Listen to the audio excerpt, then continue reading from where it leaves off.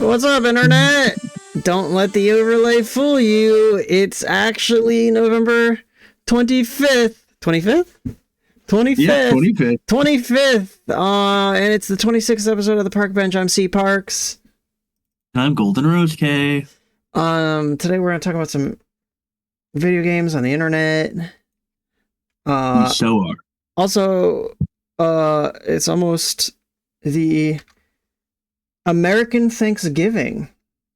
Yeah, to celebrate all this land that we took from the natives. Yes.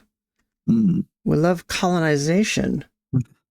Mm-hmm. We are probably number 2 in colonization. Okay, we should really fix that then. Mm-hmm. That's not really... Yeah. You gotta bump those numbers up. If you're not number 1, what are you even doing? Yeah, no, for real though. Well, let's see, did I fix it? No, I fixed it. Yay! Okay, go away. Yeah, hey. What's up? What's your favorite dish at the Thanksgiving? Mashed potatoes, probably. How much gravy you put on there? Depend. I mean, like regular gravy, I can't put on there anymore, right? But lately, my family's been making this like mushroom gravy, and I put like a good amount of this mushroom gravy, and then I just dip my bread in it. So bread, gravy, and mash. Is it like a truffle? Is it like truffle gravy? Truffle. Truffle is a mushroom. That's the type flavor. of mushroom that pigs find. That the movie Pig, starring Nicolas Cage, is all about. I'm gonna make. We got meals for us made. That I'm gonna pick up, but I am gonna make some type of Brussels sprout dish. Ooh, I do love Brussels sprouts. Me too. Yeah, we got the Brussels sprouts last year. We're doing the same place. And they were great, but we didn't get it this time, so I'm just gonna make something. I'm gonna rectify my answer. My favorite thing Thanksgiving is mimosas. Okay, that's all right. The sheer amount of mimosas where I get too tired before even time to eat watching football. Oh, we did. Mimosas. We got some football. Yeah, I get to watch my Packers against the Lions. Hey, want to know what's weird? The Bears aren't playing. They're playing on Friday. That's weird. Yeah. And they're actually like, I don't want to call them good, but they have a good record. They're 8-3. They're like decent now. Yeah, they're like, I feel like there's at least one team every year that's like, they just have been winning those coin flip games. And they like, it's just like, they keep winning like close 1-score games, and you can't tell if they're really good because like historically not how the Bears win games. Yeah. Historically, the Bears don't win games. I meant the coin flips. Usually they flip the coin and then just immediately fall off the table. I don't know, but yeah.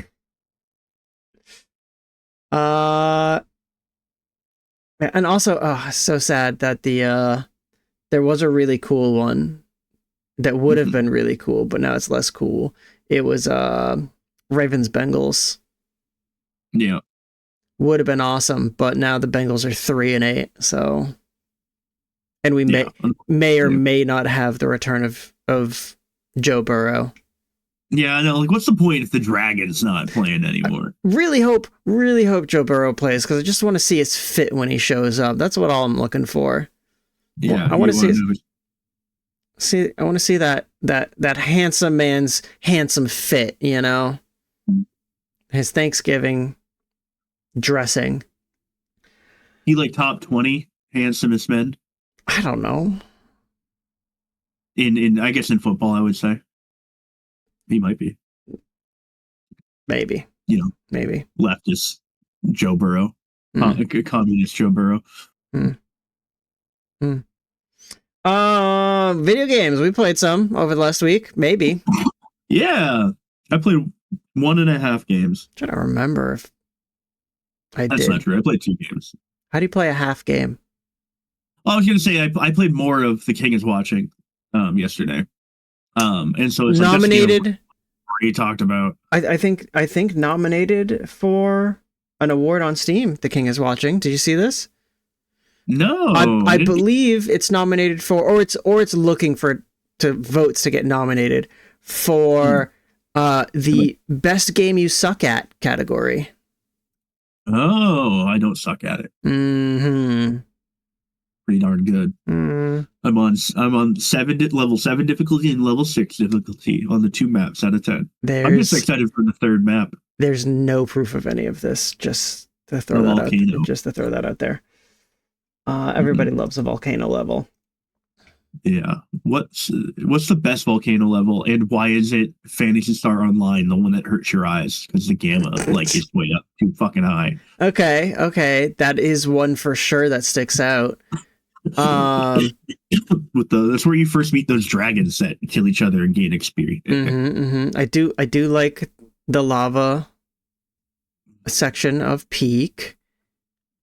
Okay. Other lava levels. I feel like there's like some lava levels in some like classic platformers. Mario 64 has the one with all the bullies and the little volcano that you go into. Mm-hmm. That level's okay. Yeah, I don't know. I feel like Sonic has like 1 or 2 back then. I know Sonic 1 has a level with lava in it, but I don't know. Maybe it's just like around the volcano. Paper Mario 64 has. Oh, actually, Sonic 2 also does. Second half of the level where you get slushy. That's in a volcano. And then Yoshi's Island has a volcano level, right? Because they have that's where you meet the weird little gooey fire things for the first time. I think there's some volcano stuff in like Conker, maybe. That sounds about right. Yeah. If not, then at the very least, I think there's a volcano in one of the like multiplayer mini games of Conker. Probably the dinosaur one. If we're being stereotypical towards dinosaurs. Volcano levels in Diddy Kong. Okay, I gotta get out of here. Yeah. What was the other game you played? You played Tainted Grail. Yeah, I played Tainted Grail, which I'll talk about today. I think that game fucking rules. And if you are interested in scrolls like yeah. Stick around for the 3rd topic today. Let's see. What did I play? Ooh, is it Peak and is it the Bazaar? I don't think I've played the Bazaar this week. I legit don't know if at my warehouse produce job, leading into Thanksgiving is the busiest time of year. Huh. I would never have expected that. Yeah, a lot of food happening for this holiday, and my body hurts and it's very tired. So you're not Reggie Visit My Body is ready right now. My body's not ready. I watched my wife play a little bit of a game called RV There Yet. Oh, that's been making the rounds. Yeah, I think good. From the looks of it, it's kind of. I think at first glance you'd be like, "Oh, this is building off of Peak." But from what I saw, it's not Peak. Like, it's not. Like, if Peak was an inspiration, it's solely because there's a mountain. Where in Peak you climb the mountain. Yeah, and we all know that Peak is the first game to ever have a mountain. Yeah, so now this game, Peak go up mountain. RV there yet go down mountain. RV there yet, from what I know, you're at the top of the mountain and you're trying to drive your RV back down it through. Why would you ever want to do that? I don't know. That's a great question. Why not just stay out there? Yeah, if you're at the top, like, why settle for less? I don't know. No. I don't know. Maybe it's a volcano. Oh, and it's about to erupt. So I don't know.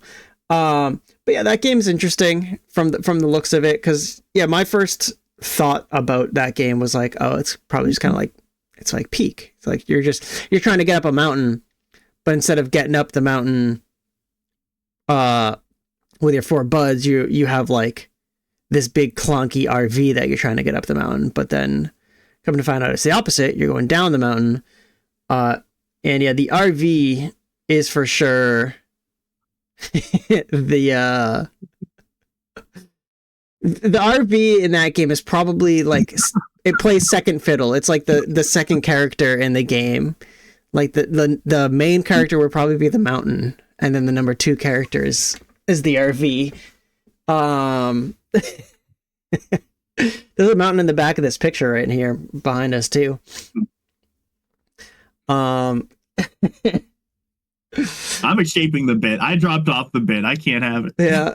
Anyways, that game seems interesting. I don't know. It's different than I thought it would be. From the looks of it, it had some interesting mechanics with like, physics based winches and just car stuff and just trying to get. It's not what I heard the first time around.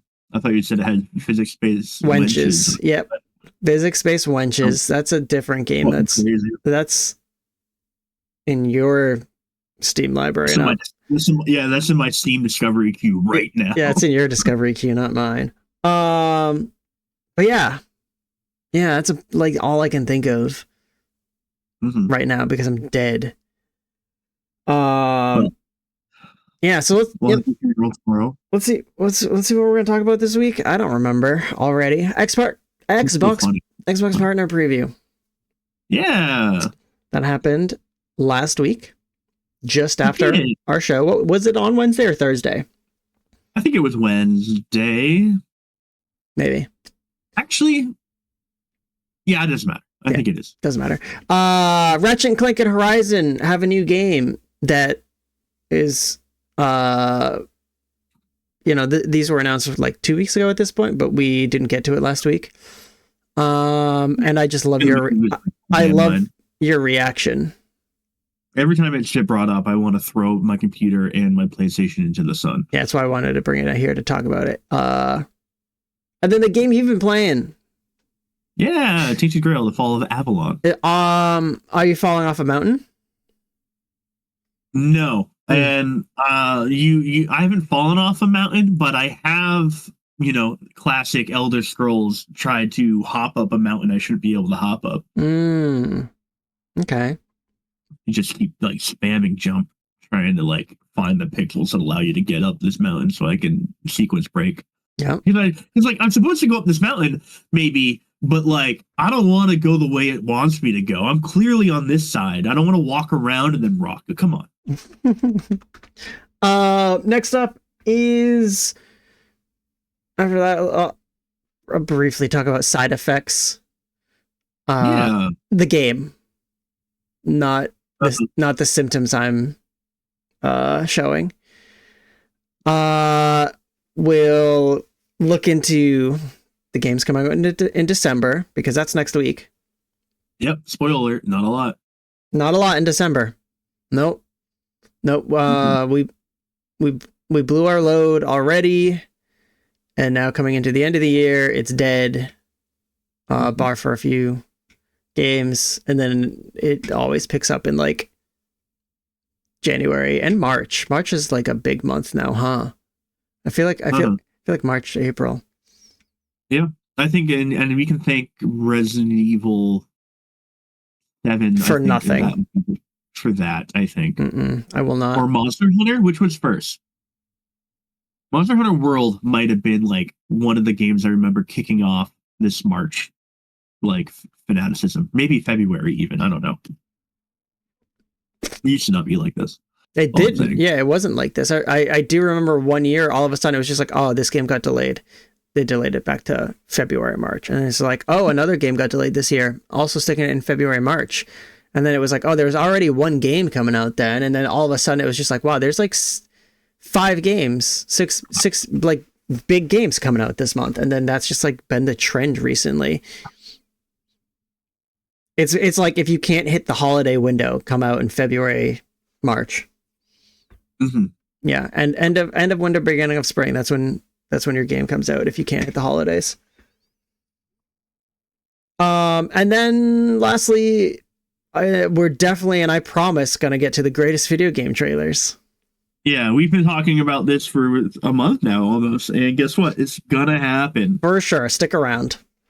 Uh-huh. We're gonna watch and talk about the greatest video game trailers ever. You'll see me cry. And you'll see yourself cry. Yeah. Assuming you have a camera or a mirror around you. Mm-hmm. Yeah. Yeah, so first topic. I heard that. First topic, the Xbox partner preview. This show was pretty darn solid, I'll say. It was, yeah. I had no real like expectations coming into this. I think my expectations in general for anything from Xbox is now just kind of like I have none. Yeah, I thought this was all right. Yeah, I think there's a lot that's like I don't know, mediocre's not what I want to say. There's a lot of stuff that I think is more niche and will like only appeal to certain people, or it will be like things that could pop off once like the game is actually playable. But I do think there was like a variety of options here. There's at least one thing that I'm fairly excited about. Yeah, that's and cool. There's a couple things I'm really excited about. Yeah. So let's dig into that. 007 First Light. This was so fucking funny. This is bad. the Aston Martin Valhalla reveal. Yeah. Just like it's just funny to like hawk up your show, be like, we're gonna have 007 First Light news. And then it's just this car. It's a branded car. It's a branded car. Like we're back at E3 and they're showing Gran Turismo showing off a sports car. Here's the thing, though, that I'll like in defense. Yeah, all right. Like I do think the car is like a part of the like the I don't know. Just part of James Bond appeal. It's just part of James Bond, you know. So, like, that being said, like the type of game this is, how long do you expect to be in this car? Hopefully not long, honestly. Yeah, that's what I'm saying. Yeah. Hopefully, the moment I'm in the car, I'm not hitmanning. No, exactly. I was just gonna say that. I was just like, if I can be Hitman in this game, then like I want a Hitman because Hitman's fun. But if you're driving, it's not as much Hitman stuff going on. I'm like, it's so weird. When they announced this game, I think, and then said who was making it, I think everyone was hyped. Everyone was like, perfect match. Hell yeah. But as time goes on, I'm caring less and less about it. And like, I still hope it's good. I hope it comes out and it's great, because I think that would be cool to have that team make another hit game. Be cool to see a hit game with James Bond again. Yeah, it's been so long. But yeah, it's weird because like James Bond is like almost like a video game icon with one game. Come on, Under Fire, Night. What's the other one? I don't remember. There were a couple of GameCube ones. I remember playing that. Like, I just don't know. I'll say, yeah, I guess Under Fire is a title that I recognize, so I'll give it to you. So yeah, moving on. Armatus. This game look cool. Yeah, this first look, I believe. You got me coughing. You've infected me. No, that's how digital viruses. Yeah, Armatus. First look. This was a it's roguelike, correct? Roguelike shooter. Yeah, it seems like it has like okay, just it being a roguelike shooter makes me think in my brain Returnal like. Despite this not having a lot of like the orbs and the bullet heli aspect of it, but it's got a cool aesthetic. And yeah, it's like cool. I saw people talking about Remnant 2 in regards to this. Okay. I can say the visuals, sure.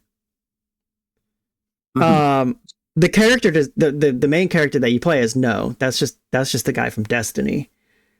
Yeah, but the rest of what's going on around him, I can see the comparison to Remnant. And then also, yeah, the gameplay definitely not Remnant. Remnant's a cool ass game. Remnant is neat. I do like that you have to. One of the people you fight is the Rosetta Stone as his face, basically, and that's crazy. That's just a crazy design in this video game. That's how you know boomers made this game. They had the Rosetta Stone. Zoomers would have had the Duolingo bird. Can you imagine? Just like replacing the owl from Ocarina with the Duolingo bird. That somebody modded in. Somebody modded. We got it. Yeah, this idea is cooking. I can't wait to see the Summer Games Done Quick speed run, but it has graphic mods on it, and the Duolingo bird is there instead of the great owl. But yeah, it looks cool. You mentioned like you think Returnal, but it doesn't have that bullet hell aspect of it. But there were parts of like just the way it moves because of its speed probably kind of reminds me of Returnal. Yeah, just not bullet helly. Would it have been more I was gonna say, would it have been more appealing if it was a bullet hell? Because then you could make a more direct comparison to Returnal. Yeah, I think I was just a little bit like wishful. Like I just want more Returnal stuff. Yeah. Right now, I'm just like I'm waiting. You know, with how long game development is now, it takes like 5-ish years for the spiritual successors to like start kicking in or the likes. And I just want the Age of Returnal like so badly. Did you? So because of Returnal, what's the new game? Soros. Starring Raul Coley.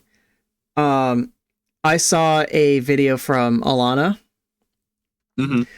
And she was like, I asked ChatGPT to give me a rundown of my boyfriend's character that he voiced in Call of Duty. And so it creates this like presentation for her or whatever. She's like, Rule, come look at this. Look at it. And he looks at it and he's like, that's not my character. She's like, what do you mean? Which I'm sure she knew. She probably got but he's like, yeah, that's not my character. That's not who I played. He's like, I wasn't even in that game. That's not even the Call of Duty game I was in. So I don't know. Returnal led to Raul, led to a funny video I saw. Yeah, Raul should be in everything. Yeah, just about. Man. Put Raul in. Let Raul voice Amy. Sonic? In Sonic 4? Yeah. Yeah, I got nothing. I was trying to think of like any bit I could continue with that, but let's just move on. We got a lot of games to talk about, a lot to do with the show. Chat keeps ripping on me for my ripped shirt. Yeah. It's Sonic the Hedgehog, though. I got this shirt. I think I was like 12. I will say, Christopher, that like you eventually should retire shirts, but you know, you keep doing you. I got this shirt when I was like 12 years old. I was at the store with my friend's mom. Well, with like my friend and his mom. We're at Kohl's. Yeah. And I saw this shirt and I was like, I want that shirt. And the only size they had was extra large. And she was like, that's not gonna fit, bud. And I was like, I don't care. I want this shirt. And she's like, whatever. Okay. Okay. And so I got the shirt. And now that I'm a grown adult, it fits my body. Because I'm not... You should maybe frame it instead of wearing it. I don't know. I like it. Next up, Clover Pit. Shadow dropped. Yeah, as much as like the game can shadow drop, that's already out other places. Yeah. Yeah, that's true. But yeah, so now it's on Xbox. It's on Game Pass, I think, right? That's the thing. That's the whole thing. Which this is what I'm excited about, because now it gives me an easier chance to play this game, because I think it seems neat. It's the slot machine gambling roguelike from hell. Yeah, I don't know. It's on Game Pass now, which is cool. As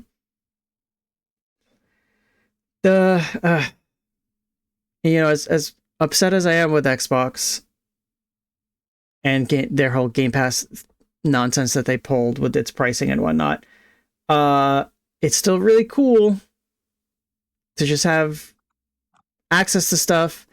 But then also, the part that I actually enjoy about Game Pass is knowing other people have Game Pass and being able to just be like, hey, you should try this because it's on that thing that you have. So it's basically free. You can try this for free. Yeah, like at least the illusion of free, right? Right. Yeah, because that's what people always say. People are always like, oh, it's free. It's on Game Pass. It's like, no, it's not free. You pay for Game Pass, but I can recommend games easier that way. So yeah, was it locked in a room with slot machine and an ATM? You pay off your debts, blah blah blah.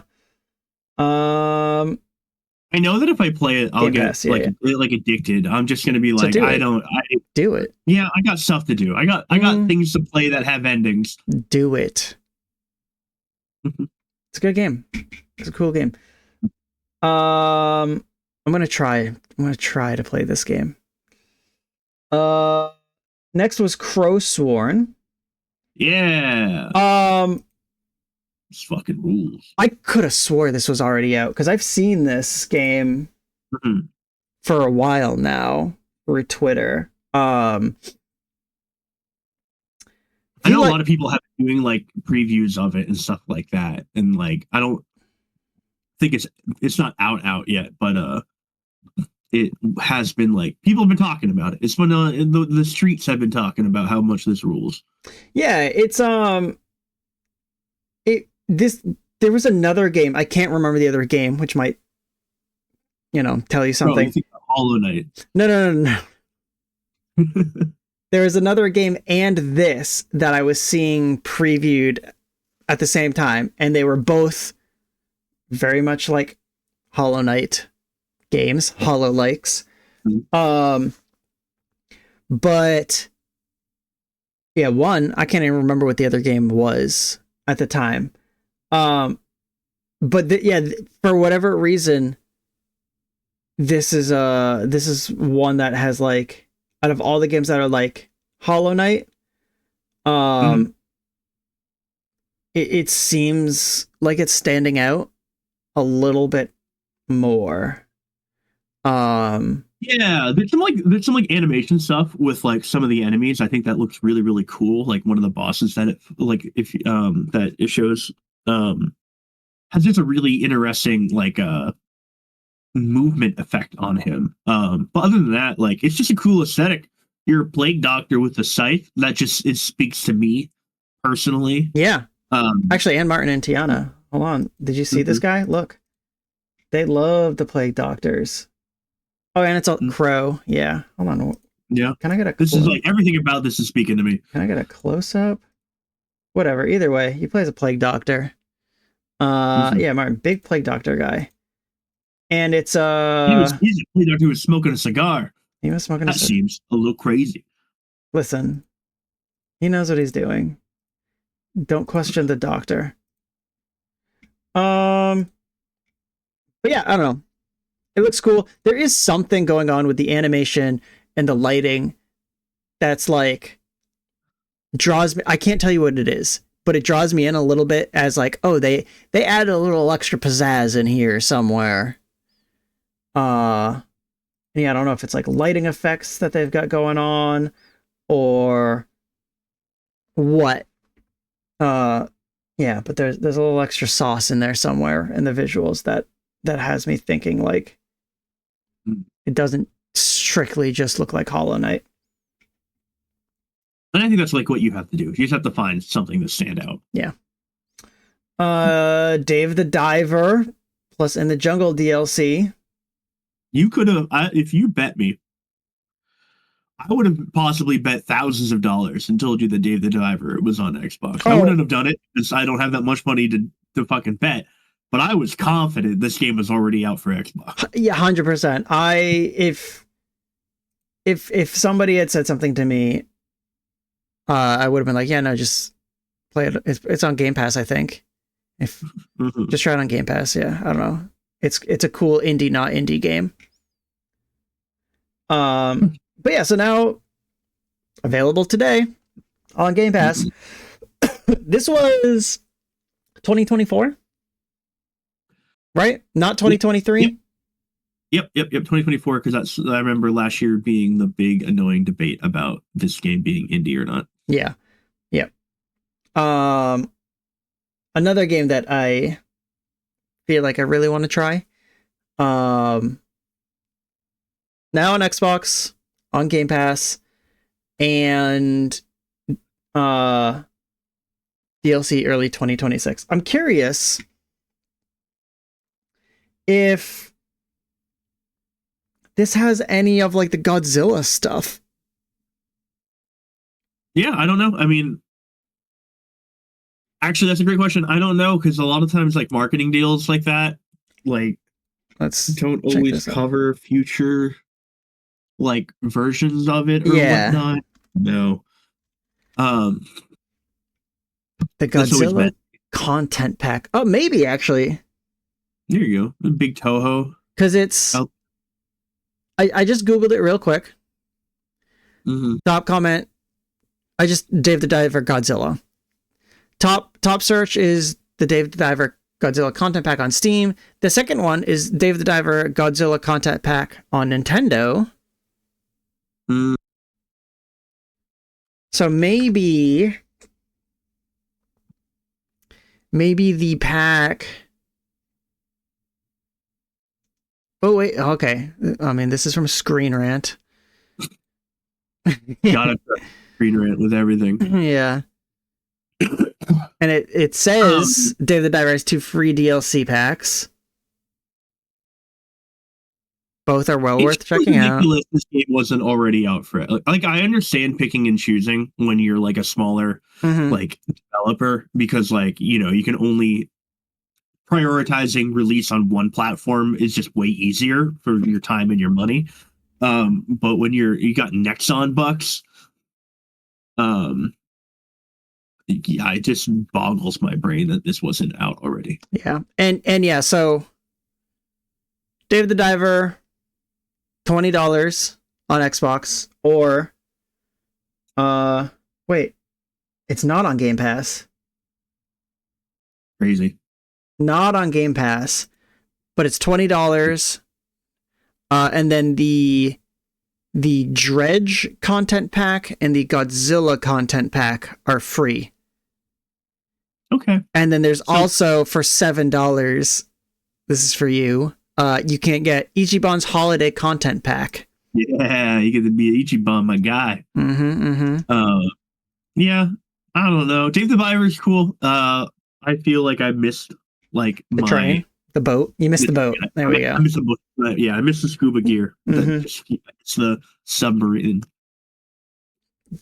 I don't think there's submarine in that game. Let's talk about Echo Generation 2. Echo Generation 2. I saw this, and I said, 2 Vox games. I said, that's true. I said to myself, hey, I recognize that name, Echo Generation.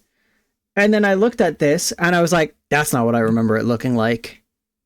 I would have told you that Echo Generation was probably a video game, but nothing I've ever heard of. But it is real. Apparently, it has a really good reviews on Steam. So it is real. I can remember this this image.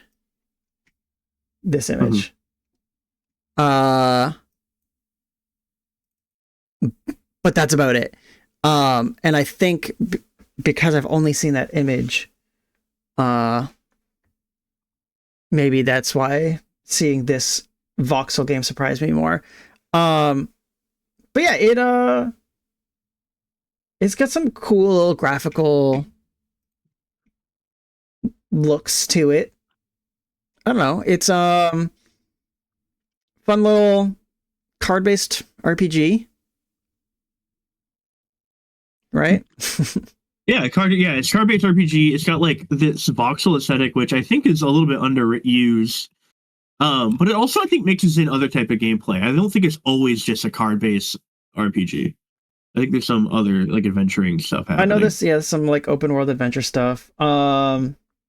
Bringing back the first game's spooky supernatural setting, as well as its explosive turn-based combat against cosmic horrors and raging robots. We're also seeing welcome inspirations for many beloved 80s and 90s action movies, including a Gremlins-esque battle sidekick. Looks like great fun. I think that's, I don't know, there's something about that, about like calling this little monster guy Gremlins-esque that is weird to me. I don't know why. Microsoft just calling something Gremlins.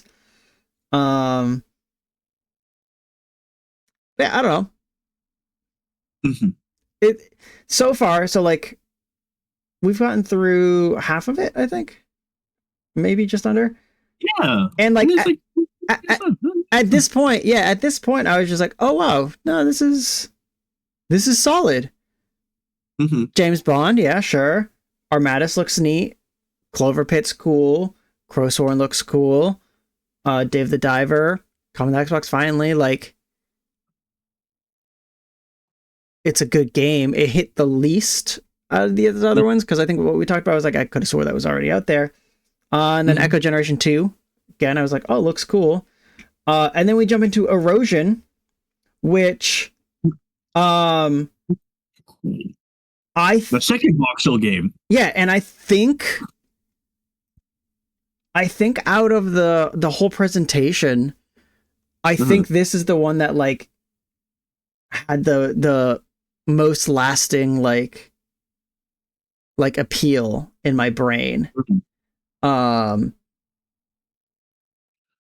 this like Sifu like roguelike voxel game. I only call it a Sifu like just because of the main mechanic of you dying and you go like you're 10 years later. I don't know if you get older. No, I don't think you do. The world and everything else gets older, which is really something. It seems like a neat hook if they manage to like land the concept. Yeah, because they show in this like, I think it is like a love interest or something, and she gets older. Yeah, it's cool. One of the things I love about this, like what they do with this game, is like, Chris, be honest. You're doing this for the love of your life, right? Like you're going through this as a big thing. You die. It's 10 years later. And like at the point when you're like your love of your life is like 80, like do you be like, maybe it's just like I should just call it quits. It's not worth it anymore. I've died 4 times. And you're saying Tara's 80 and I'm no. You're still 30, whatever. Because I gotta go see her. Because she's probably like, he's been gone for so long. And then I show up and I'm still 37 and she's like, what the fuck did you do to me? Why would you do that? Why did you leave me? And then there are so many things. There's so many. She'd be like, I had nobody to help me do this, and I had to go like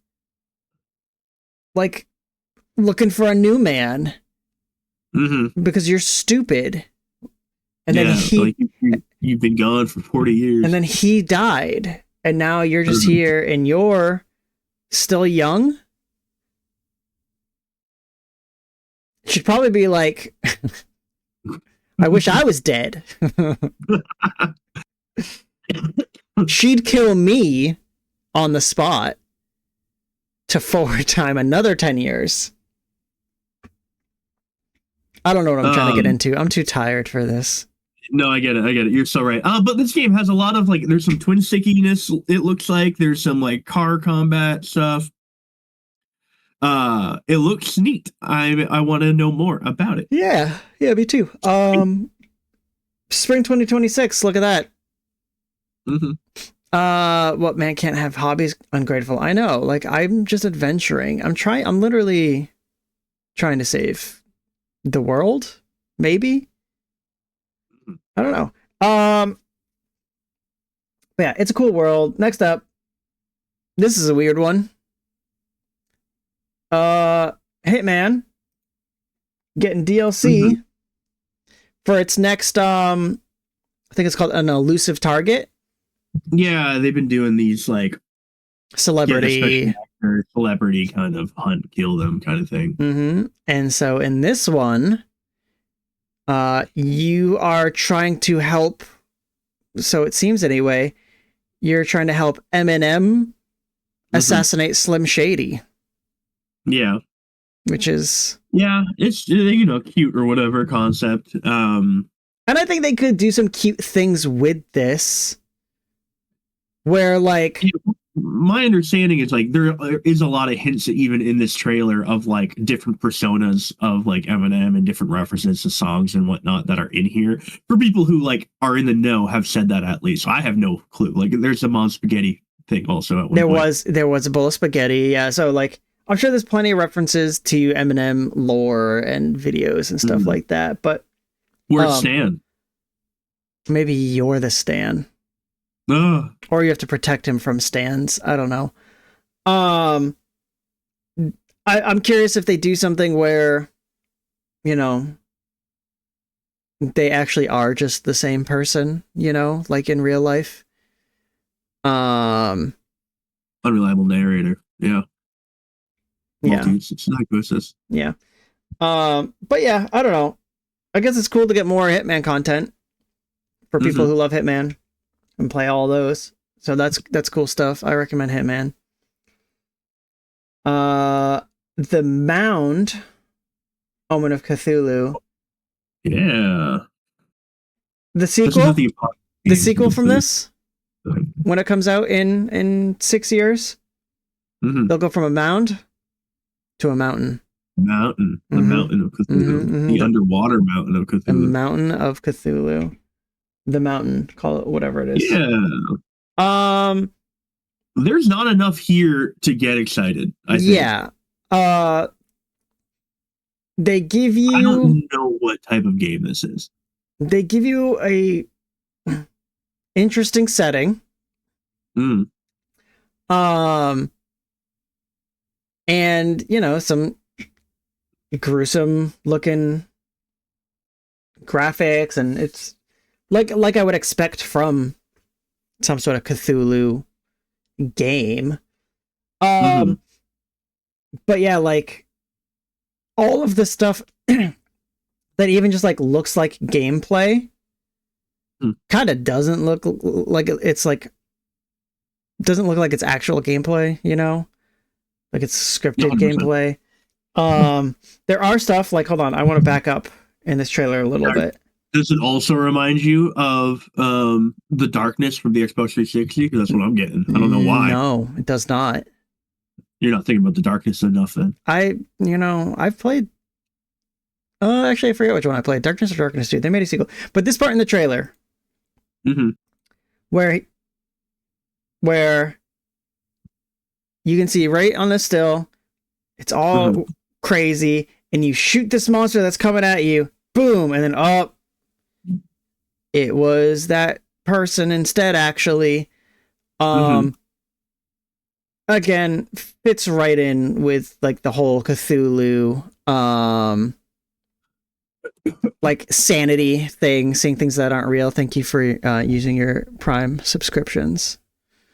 Yeah, I think you could like easily do an Internal Darkness first person shooter, like just and call it a day. Like that, just have a sanity kind of thing going on with you, have a breakdown, have like a Spec Ops almost. Like kind of world twisting, like fever dream. And I think you could do a really good job like making a horror shooter out of that. Yeah. And maybe this could be that. It just there's just not enough to know. Like is gameplay fast? Is it slow? At one point you're like knifing somebody in the back. Like is it like the Tomb Raider games?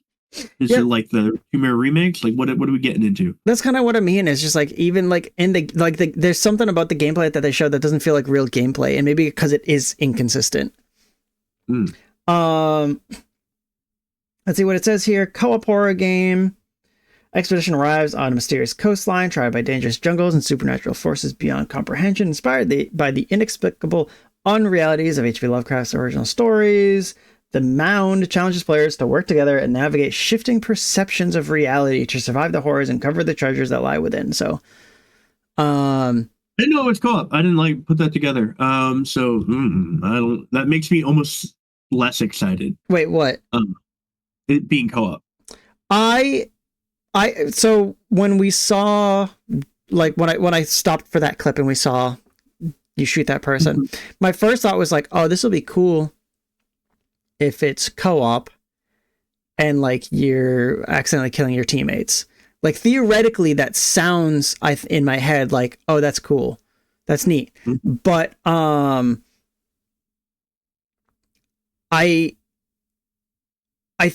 needs to be I think there needs to be something else going on for that to actually work in a co-op game with real people. Whereas if this was just a single player game and those were your party members, I think they can do more with it. And also like just like by its nature, having co-op in a horror game lessens the horror. Yeah. Like so it may like unless you're leaning into that like kind of like party horror, that like comedy horror, that's something like like a Lethal Company or whatever. It does. Like nobody considers Left 4 Dead scary, I don't think anymore, or at all ever. No. So like I think like it's a tall task to be like it's a co-op horror game instead of like a co-op like horror shooter, or like not having enough words here, like descriptors. Have you seen of or heard of the game called Mimesis? I think that's how you say it. Mimesis. It's kind of starting to pop off a little bit right now. I've seen it probably for like Mind's Eye, no, a year or so. I saw it like really, really early access. And Mimesis. It's kind of a like on look, it looks like a Lethal Company or something like that, right? Or a Repo. But the whole thing with that is the monsters in that game, or at least specific types of ones that come out of the ground, they mimic like the real people that you're playing with. And one of the ways like the thing. One of the ways it does that is it mimics people's voices. And so that's kind of what I was getting at with this game, where like if this game wants you attacking your teammates, there needs to be more to it, because like they need to be doing something extra to make it so like people aren't just like, no, it's me, whatever. I don't know, because like also the thought I had is like, if you see a monster running up out on you, you're gonna shoot it. Why as you, a player character, are you gonna start running at me to even make me think that you're a monster running at me, you know? So like in Mimesis, they do that extra thing where it's just like you're never sure who's real or what. Like you're constantly like you see somebody and you're constantly like, are you real? Prove it. You know? And so like there's more. That game does something interesting and unique to make it, you know, to trick you, to try to trick you. So like this game needs to do some work to actually trick human players. 1, 2, 3, 4, 5, 6, 7 more games. A lot of games in here. Raji, sequel to Raji. A game that people like, and I just like, I've never played. I only barely know. I am aware of the name, and that's it. Same. I'm aware of the name. I think it was to me at least. It's an Xbox reveal. I don't know why, but the first one I thought was like an Xbox reveal. Looked pretty neat, and then came out and people enjoyed it, but I don't know anything of it. And then this is the sequel. And it looks nicer, I guess, as you would probably typically expect. But yeah, I just don't know anything about these two games, really. They look nice. That's about all I know. And they look nice, and it's just like, I guess, a part of like the world and culture you don't see a lot in video games. So that is very refreshing and great. That's about all I have. I like it's something like again, if I had infinite time and infinite money, I would love to jump into the first one and see how it is, because again, I double checked, like it has like huge reviews on Steam and whatnot. They're very positive, you know, a good amount of them came out during COVID. Just never was able to get around to it. Yeah, me neither. But it's like, I don't know. There's a lot of games that I don't play. It's probably about 99.9% of them. But yeah, I don't know. One of the things that I like about seeing like different cultures represented in games is seeing like the monsters and stuff like that. Like I love seeing like the different takes that like different cultures over time like viewed as like, hey, these were monsters. Like just those tales. So yeah, I don't know. Yeah, for sure. I think like when you get into a lot of like, this one is from like a lot of India inspired mythos creatures. And like that's one of my favorite things, honestly, about like the Shin Megami games, is that all like the things that you can summon and whatnot are all from different mythologies. And then you get to see some crazy ones. You're like, I've never looked at that, but that's the coolest looking thing I've ever seen. And it happens to be like a monster from the Philippines or something. Yeah. And I'm like, oh, I just had no cultural understanding of that. Then we have Reanimal. Yeah. From the creators of Little Nightmare. This is their. It's the creators, but it's not of like the first two games is what we figured out, right? Yes, 1 and 2. So the first two and this one seems to be slightly more like inside, like. Yeah, it's not like Little Nightmares. Yeah, I guess if Little Nightmares, if this is inside, Little Nightmares is Limbo, right? Yeah. Because Limbo and Little Nightmares are both just like side scrolling. This has a little more 3D element to it. And it's co-op. But it does have that same like aesthetic that you've come to know this company for. They're like, it's weird. Like again, like the movie 9. It kind of is like 9. Yeah. I brought up 9 twice on this show, and that seems like too many times, but I guess I had to bring it up 7 more times. Tara loves 9. I remember liking it. The trailer for 9 had Welcome Home by Coheed and Cambria, and that's burnt into my brain for some reason. But yeah, so this is like I do like the aesthetic. I do like this like really weird kind of gross world. Like they do a really good job, I think, with this type of world where like it's the fourth time we've seen it, the third from this team, but the fourth time with like the 3 Little Nightmares and this. And I'm not sick of it. Yeah, still, for sure. I think like especially with like how much like almost clinical horror we get nowadays, like very like I don't know, this just being gross and like definitely more like body horror-y, but like with weird little things. It's like weirdly more charming. I don't know. It's no, the games always did have like some sort of little charm to it. Roadside Research. I got nothing for you. Comedic co-op simulator. Aliens.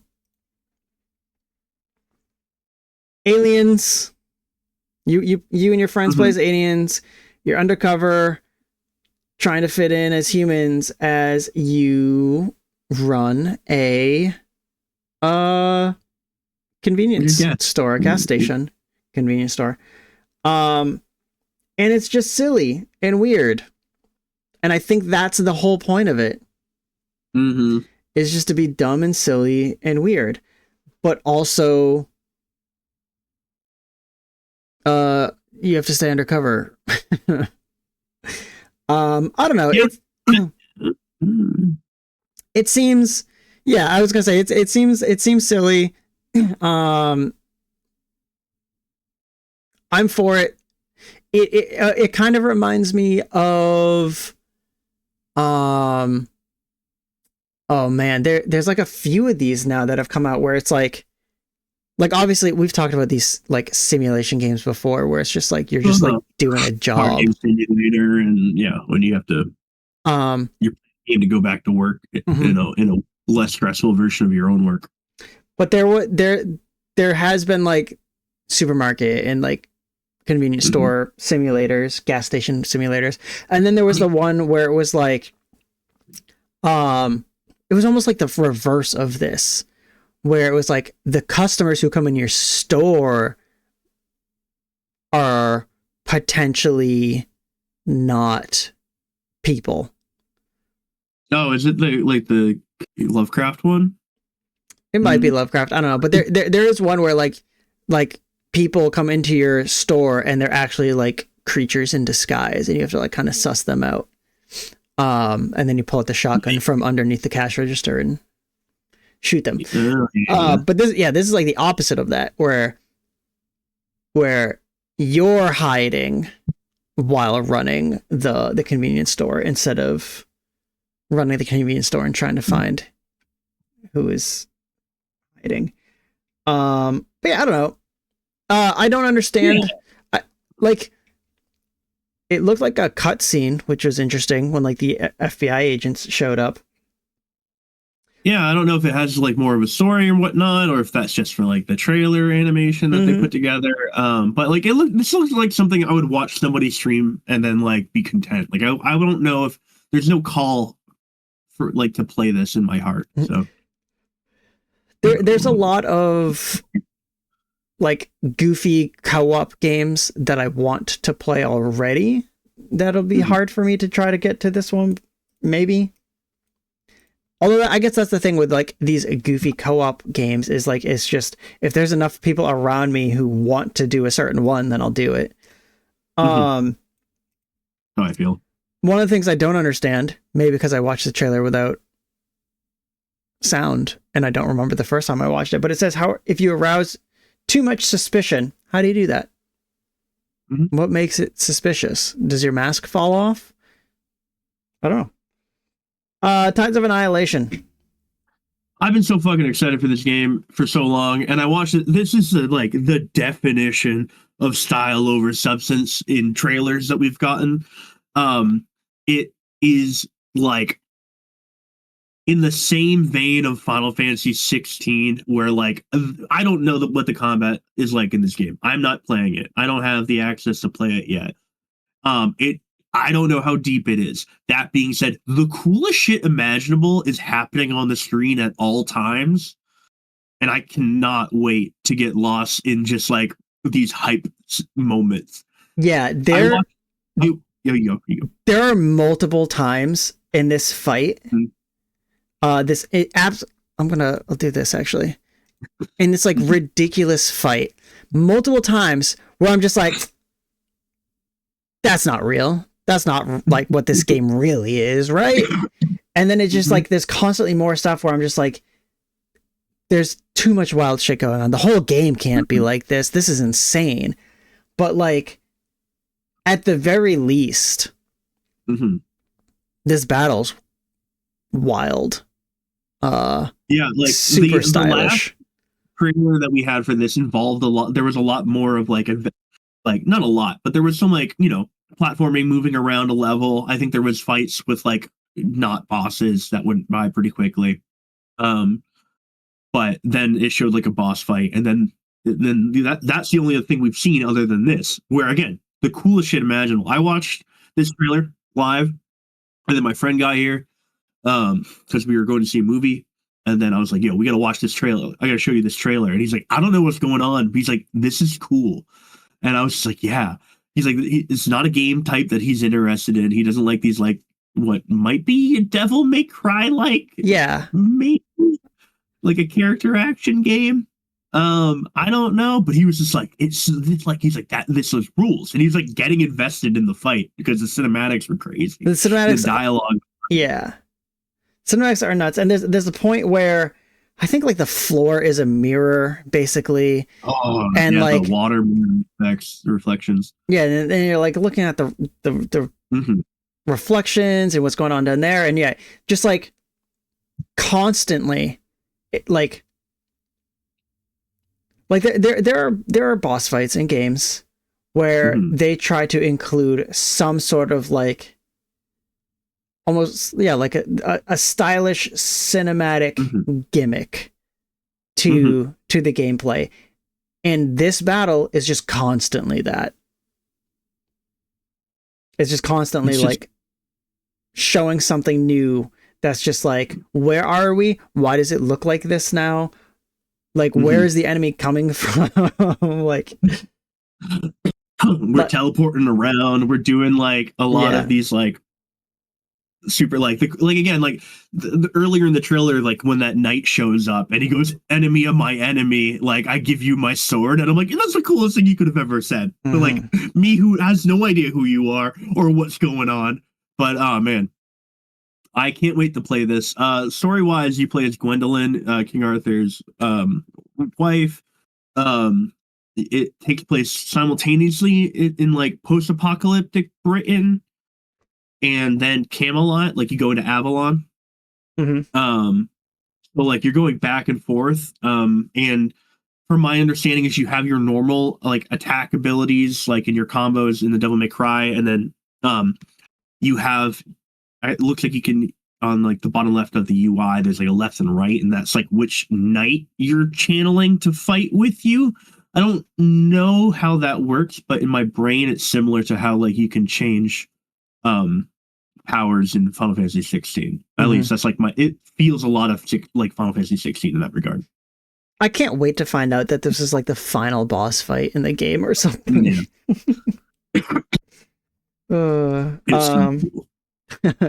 Jay Gamer is calling me right now. But yeah, this is, I don't know. This has always, every time they show this game, it looks good. It's constantly looked insanely hype. Like I'm worried this will come out and be like a 7. Like and just like, oh, it's just like okay to play, like cool moments, and I'm like worried about that, but like even still, I'm like cool moments are so cool moments. It looks nice, but it's not all that, it's repetitive or something like that. Yeah. But I do wonder if just the cinematics carry. Like, is this game just going to be that cool? Main character is voiced by Jennifer English, who voices Mael in Expedition 33 and Shadowheart in Baldur's Gate. She's on one right now. So hell yeah. Yeah. Total Chaos from the creators of Turbo Overkill comes Total Chaos, first-person survival horror, brimming with mysteries to solve. A first-person survival horror brimming with mysteries to solve and monsters to kill. There we go. /avoid/scream at.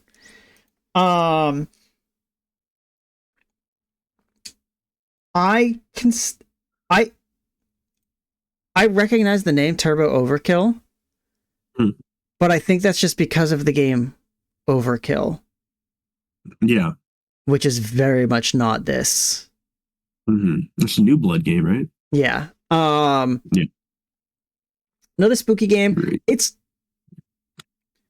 I feel a trend where Xbox showcase, like, there's the meme for the Nintendo Directs where you're like, oh, here's the cozy farming sim section of the Direct, right?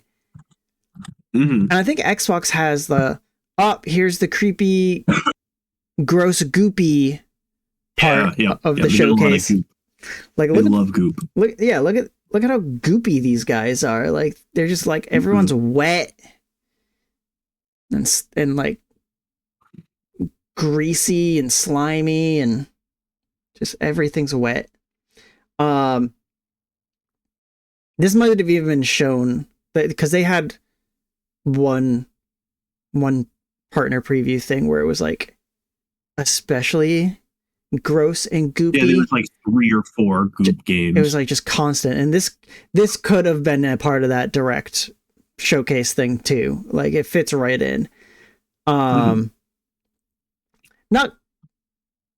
these games don't catch me.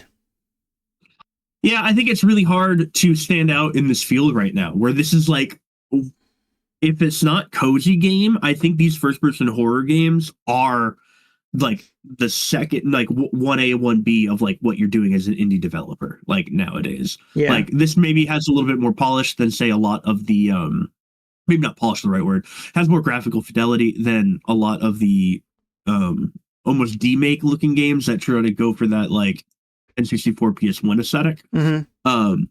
But this is like, it's well-trodden territory. I will say the screen flashes, and I had to look them up. Horror game by Sam Preble, and then new music by Akira Yamaoka. Akira Yamaoka is the composer for a bunch of the Silent Hill games. Okay. That's neat. And then Sam Preble, I learned in this last minute and a half, is a well-known, award-winning Doom modder. He makes a lot of Doom mods. Okay.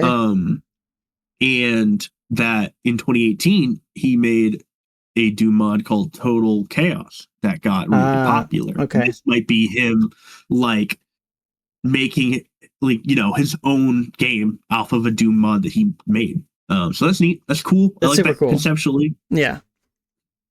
Good for them. Because that is cool. Yeah, I think today also.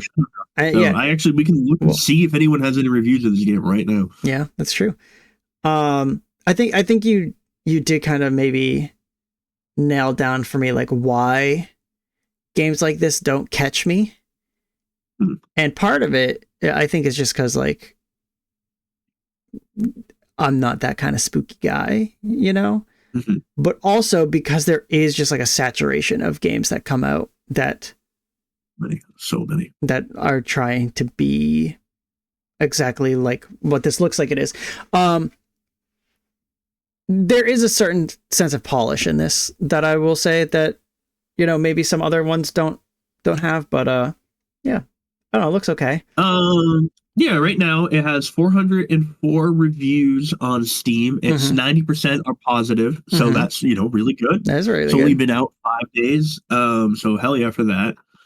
The only negative review I can see while scrolling down is someone who just doesn't like weapon degradation. So, you know, you can't. That's just a no sell for some people. They don't like it when their weapons break. I like it. I think there are. I don't know. I like it. It adds a tense element. Yeah, and if you're a crafting, like if you're a game that you specifically are meant to like be picking up and trying new things and like crafting things and whatnot, I go for it. Go for breaking shit. Who cares? Yeah. Yeah. Here's a wild one. If Tides of Annihilation is not my number one of the show, it's fucking Vampire Crawlers. Vampire Crawlers. So we know Vampire Survivors. Yeah. The OG of the, what is this genre even called? Is it just called Vampire Survivor likes?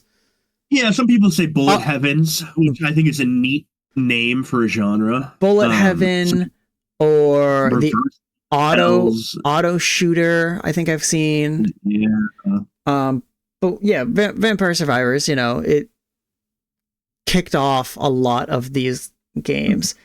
And I saw them post on Twitter like the day before this event that they were doing something, and guess what it is?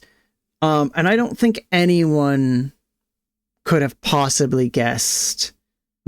It's not in the trailer in the website here, but at the beginning of it, they like try to fake you out by doing like a 3D, like high budget polished.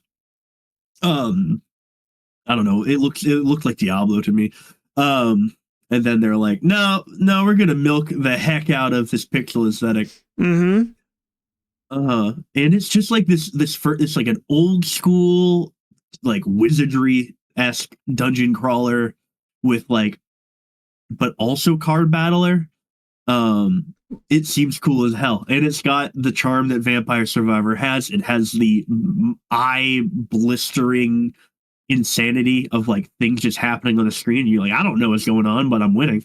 I love that feeling. People love that feeling. But yeah, I was looking at this and just being like, I'm seeing multipliers and timers and things are flying everywhere, and I think it's good, but I don't know what's happening at all. Maybe it's just because I'm not playing it. I can't tell that I'm winning. I'm just so excited. Like, I kind of want to support Poncle in like whatever they do. Vampire Survivors, obviously, one of my favorite games of the last 10 years. And they're budget friendly. All the DLCs are super cheap. And they're just constantly adding free updates to it as well. Yeah. So yeah, hell yeah. I'll buy this day one. And then lastly, we've got the announcement trailer for Zoopunk. Yo. Announced. Yeah, for real. Announced just in time for the release of Zootopia 2. So that comes in play. This really is Biomutant. Yeah, I also joked. My other joke for you, Chris, that I thought when I watched is do you think that like the Beyond Good and Evil 2 team is shaking in their boots right now? No, I got approximately this far in the trailer the first time I watched it and saw this and instantly thought like, oh man, imagine if it was Beyond Good and Evil 2. So yeah, Beyond Good and Evil 2, they saw this and they're like, no. What are they doing to us? This game looks all right. This looked impossible to judge without feeling it. Yeah, like the combat of this kind of like, does it feel good? Does it feel like it doesn't look like it has enough weight? But that doesn't mean anything if I'm not touching the buttons. Yeah, you gotta get your hands on the sticks. This for me, as the like closing game in the partner preview was like, well, no, the closing one was Raji. This was it? Yeah, this website's just in alphabetical order. You're probably right. It went Tides and then it went Raji, and I remember being like, I think we should have switched this. I think that if you ended with Tides, people would be like way like hyper. Okay, I guess I thought it was this, but I do remember like, yeah, ending the direct and just being like, that was a weird one to end it on. But it was Raji. Yeah. There are parts of this that look cool. or that look nice. That like there's something here. It is objectively cool to see a buddy dual wielding weapons. I don't know why. It's cool. Yeah, whatever weapon that is, they look like fluorescent light sticks, but but they don't shatter. I don't know if you've ever swung around a fluorescent light stick, but they shatter very easily. And these ones are a little nicer. Yeah, but yeah, I don't know. I want to like this, but something's not grabbing me enough. And yeah, maybe it is one of those things where it's just like if I felt it and the gameplay felt good, that's all it is.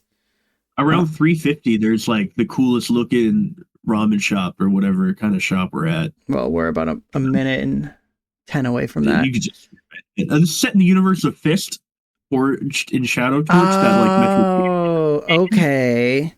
That makes sense. Yes. That's kind of neat. That game's like considered above average, I think. Is it? I don't. Well, let's find out. We have the internet. I don't know.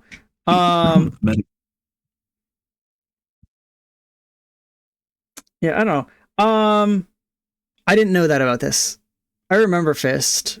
I didn't know that this has a generally favorable 80. Okay. On Metacritic.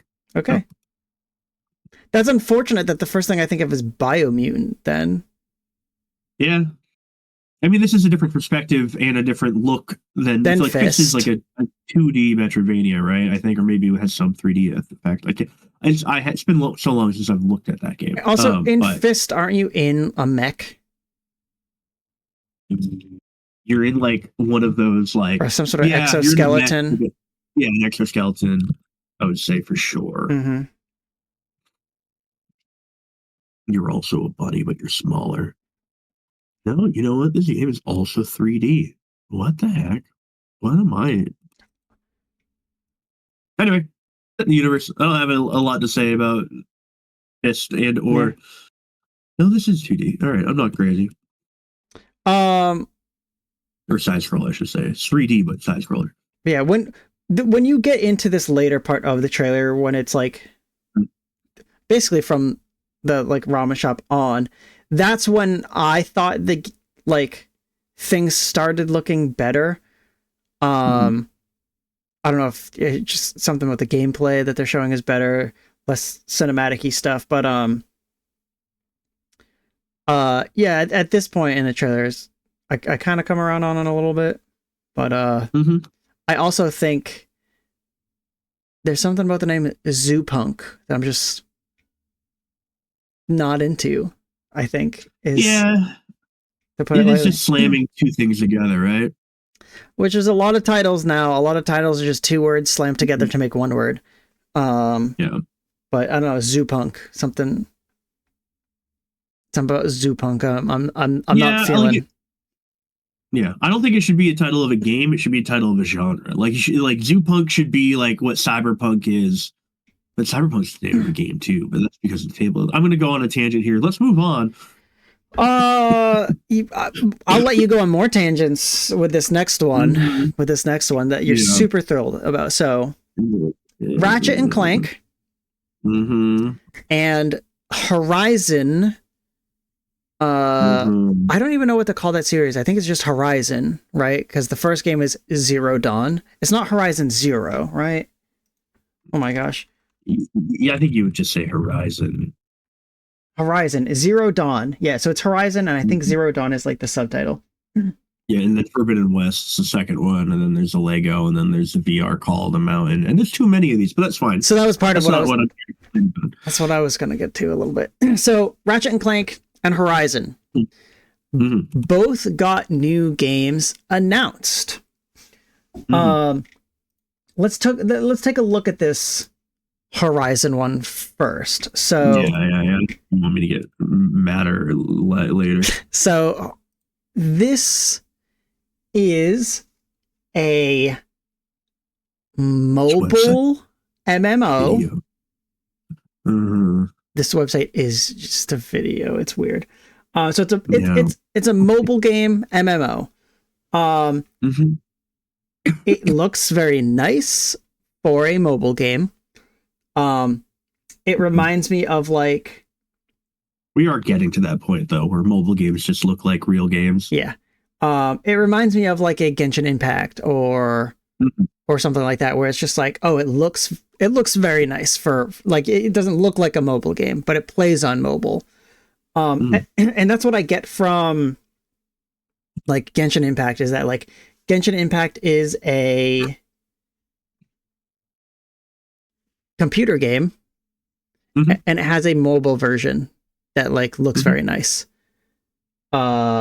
This game is it's partnered with NCSoft.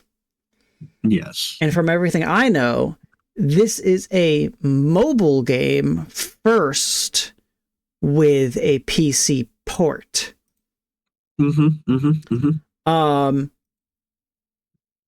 I think the idea is fine.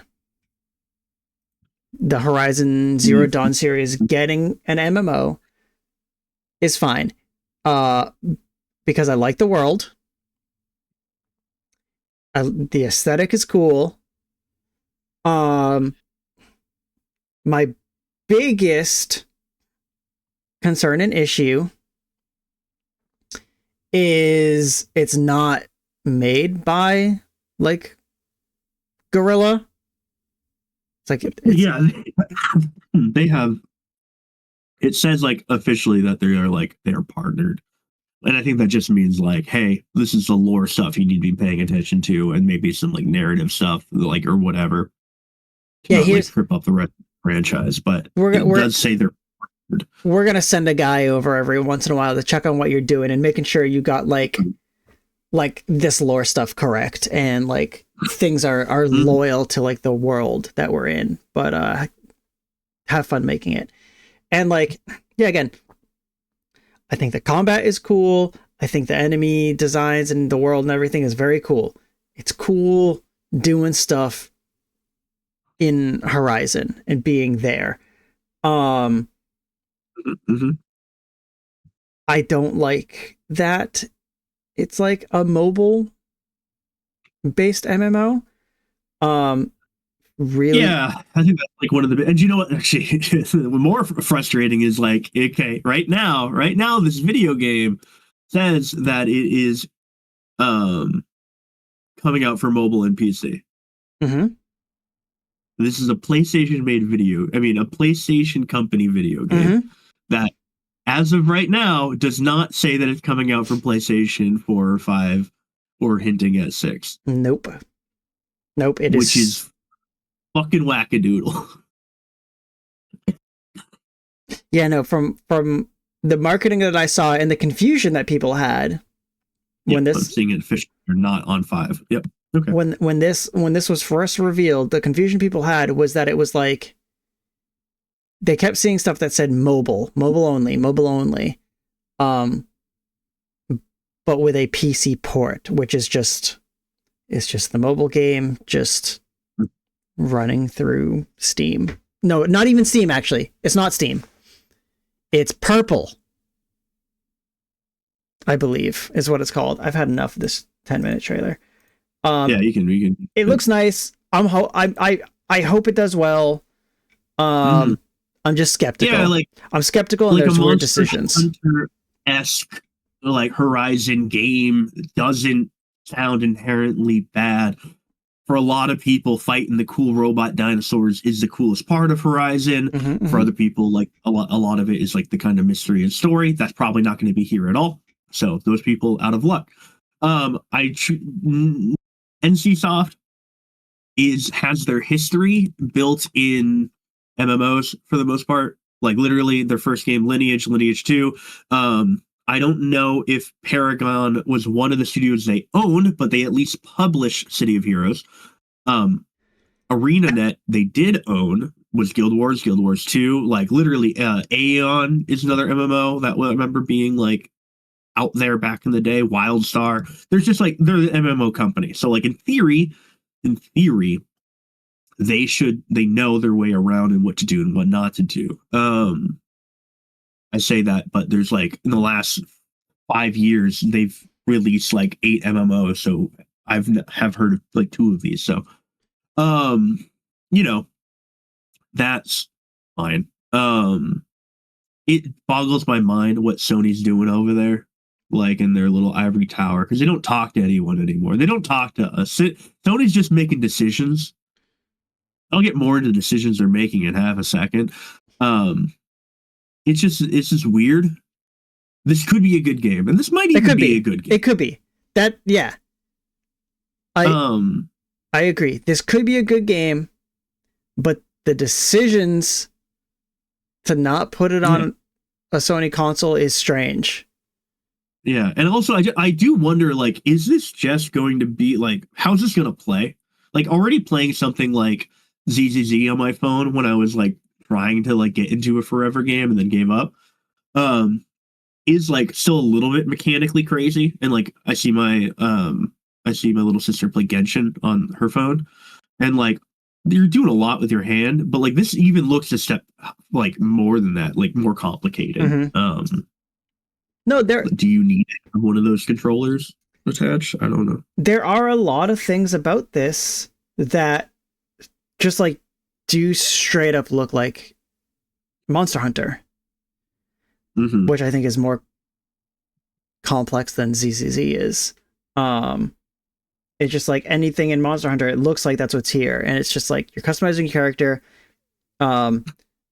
This even like it shows a better representation or a visual cue of when you're attacking specific parts of enemies, because like it has that in Monster Hunter where it's just like, oh, break this guy's tail off and you can get this drop from it, and like that seems like it'll be a very core part of this, where they are highlighting what part you're hitting and then those parts are breaking off. So like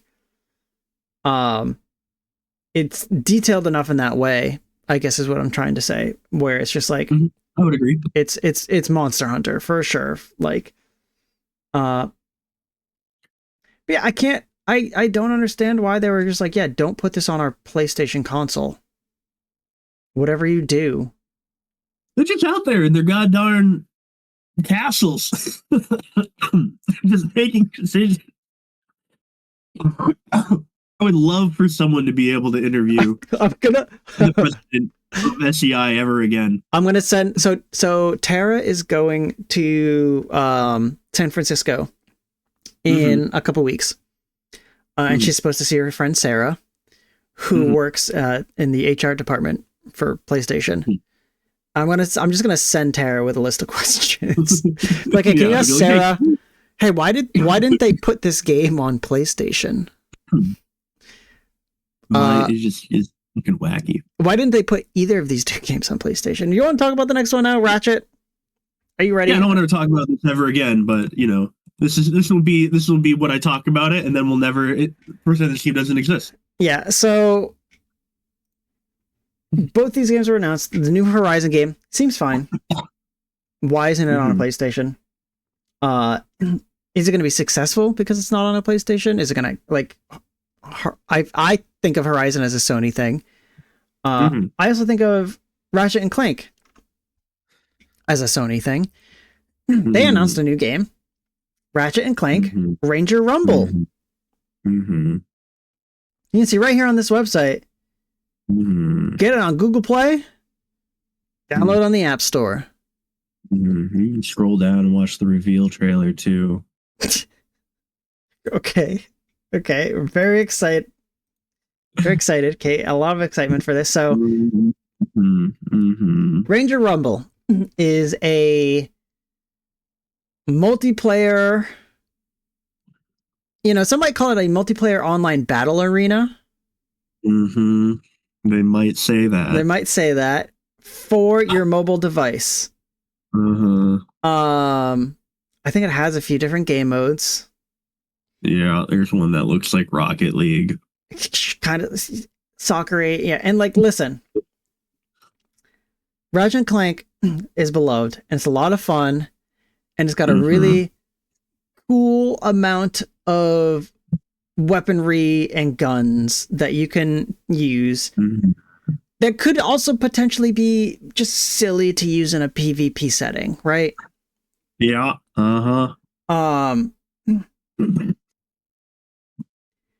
I've looked up some stuff. Kay's never sounded happy. I've looked up some stuff for this because this is currently available to play, but only in test regions, which just means the Philippines. I'll be able to play this in fucking January. That's exciting. So it's a free game. So there are people you can like on Android. You can download like the APK and play this game. You can't download it in the store, but you can play the game if you find other means. And it's not pirating because it's free, right? So there are people who are playing it, and it doesn't even have controller support. Yeah. It's strictly touchscreen. Let's fucking making this video. It's as mobile as you can get. Also, this guy right here, front and center in the screen. These two guys here, right? That's Ratchet and Clank. Not playable. That's Ratchet and Clank. Not playable. What the fuck am making this game? OBE. So the two who's the other? Because they're Lombax. That's what he is called, right? He's a Lombax. Yeah, he's a Lombax. What's the other Lombax's name? The one from the newest game is Rivet. Rivet, yes. So I love Rivet. She's a very good character. Also not playable. You cannot play as Ratchet or Rivet in the Ratchet game. The two Lombax characters that they've showcased to you throughout the series, as of right now, not playable. Another wild decision. In the Google Doc, if you want to, I posted the studio that made it and their 4 mobile games or 5 mobile games if you want to look at them. Man, fuck this a lot. And like whatever, Insomniac's manpower isn't going to this. They're just using the IP. And so it's not like Sony told Insomniac make a mobile game. But, PlayStation out here trying to fucking find their infinite money glitch in the past 5 years. It's worked out really well for them. They've had a lot of successes, that are out there just making them money. And, they've all done a really good job. This is heavily sarcastic. I couldn't tell. And, I get it, whatever. They want infinite money. They're digging through their IPs in the worst way, in a way that truly upsets me. Ratchet and Clank has had mobile aspects to their games in the PS2 era, and then there's that twin stick one for the PS3. And they're fine, but that's not what this fucking franchise is about. It's about the weapons. It's about the silly world of Ranger Rumble. Where's up your arsenal? Where's the pun? It reminds me a lot of the Crash MOBA that came out a year or two ago that no one cares about anymore. It might even be earlier this year. It's just it's void of happiness. There's no joy here. I look at this Crash Team Rumble. Yes, CTR. Yeah. I feel worse knowing this exists. Period. My life would have been better if this didn't exist. And I got nothing kind to say. I just Ratchet and Clank to me is it's one of the best platformer mascot games, whatever you want to call it, of its era, releasing consistently quality games. I don't think there's a Ratchet and Clank game that goes under a 7. There's and most of them are 8 and 8.5. This looks fucking awful. I'm gonna play it. I'm gonna play it. I'm gonna download. UI, you had the trailer playing, and the UI to this game looks so fucking abysmal. It hurts my soul. I'm just staring at the UI. I hate it. I hate how the numbers look. I hate how like the fucking health bar looks. Yeah, I'm gonna play it. Oh man. Yeah, you can download this game. From what I've seen, it works on BlueStacks. And then you so like I said, does not have controller support. Maybe it's a BlueStacks thing. I don't think it is. But you can also download another program that maps touch controls to a keyboard or to a or you can map stuff to a controller. And people have said they're like, it feels good with a controller. I don't know why this isn't just like, why do I have to do these workarounds to use a controller? Why can't it just work with a controller? Because it feels fine with a controller. And then couple things on this. First, you sent me the developer's website, OBB.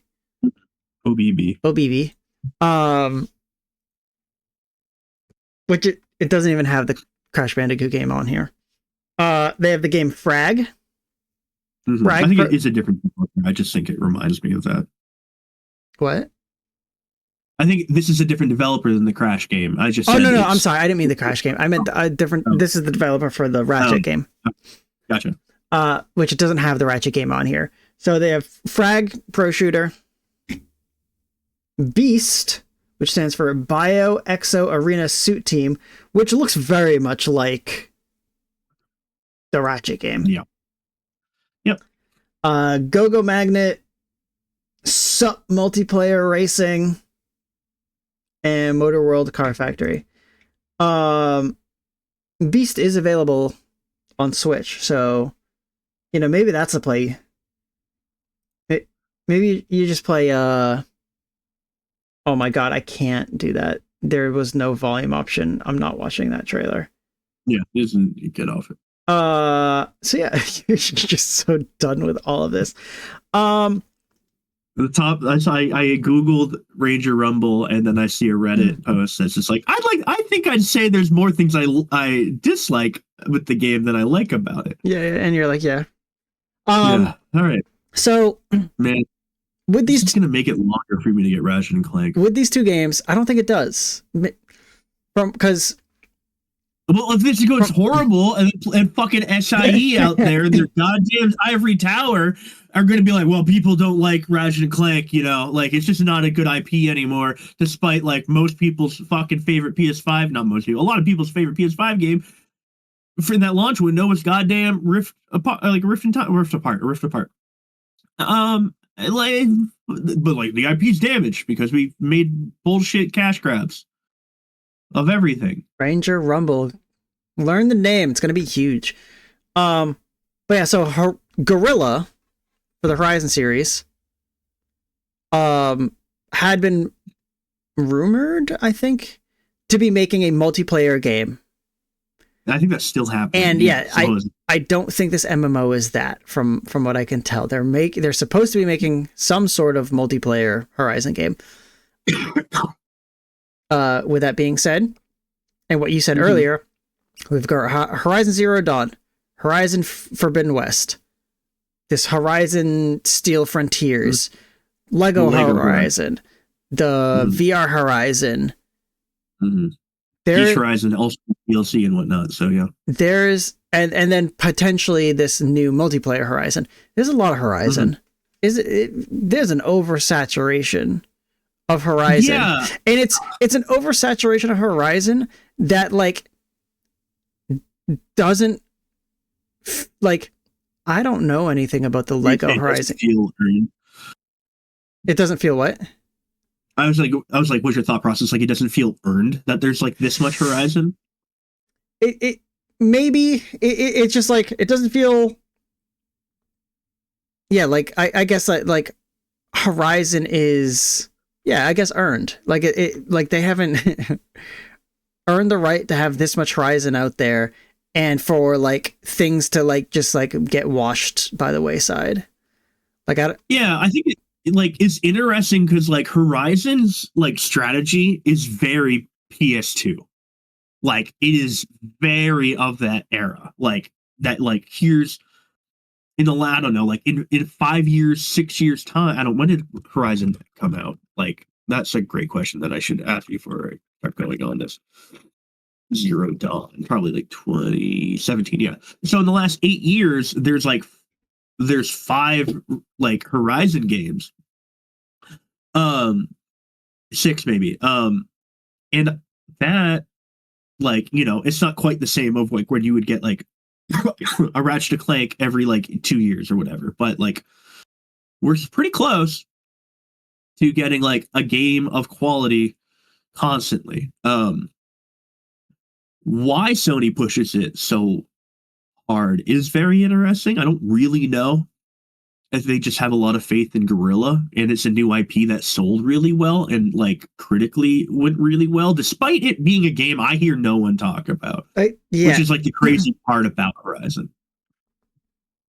And that's kind of what I was getting at with like, other than like Zero Dawn and Forbidden West, which are the 2 mainline games, nothing else they've done has like garnered much attention other than just being announced and having Horizon in the name. I will say the Lego game has a lot of really cool effects. Who's played it? Who has played it? Exactly. Yeah, I mean, like part of this is like our little circle or whatever. Like, we're not going to know anyone who plays the VR game. We don't have very many VR friends and whatnot. But Ratchet, though, there was a leak a while back, an Insomniac leak, the big one that slated a new Ratchet and Clank game in like 2029 or 2030. Fucking far away. So you got another 4 to 5 years apparently for yeah. I wouldn't be doubtful if they tried to launch PlayStation 6 with, in the same way that Ratchet Remake with PS4, Rift in Time is PS5 or Rift Apart, sorry. And then I mean, 2029 and 2030 is like too late for PS6 probably. Yeah. So, but I would imagine like that would be like, it's worked out for them so far. I don't know why Sony wouldn't do it. Yeah. Yeah. PS5 released in 2020, so 2029 would be a 9-year run, which isn't unheard of because I think that's what it's not like PS4.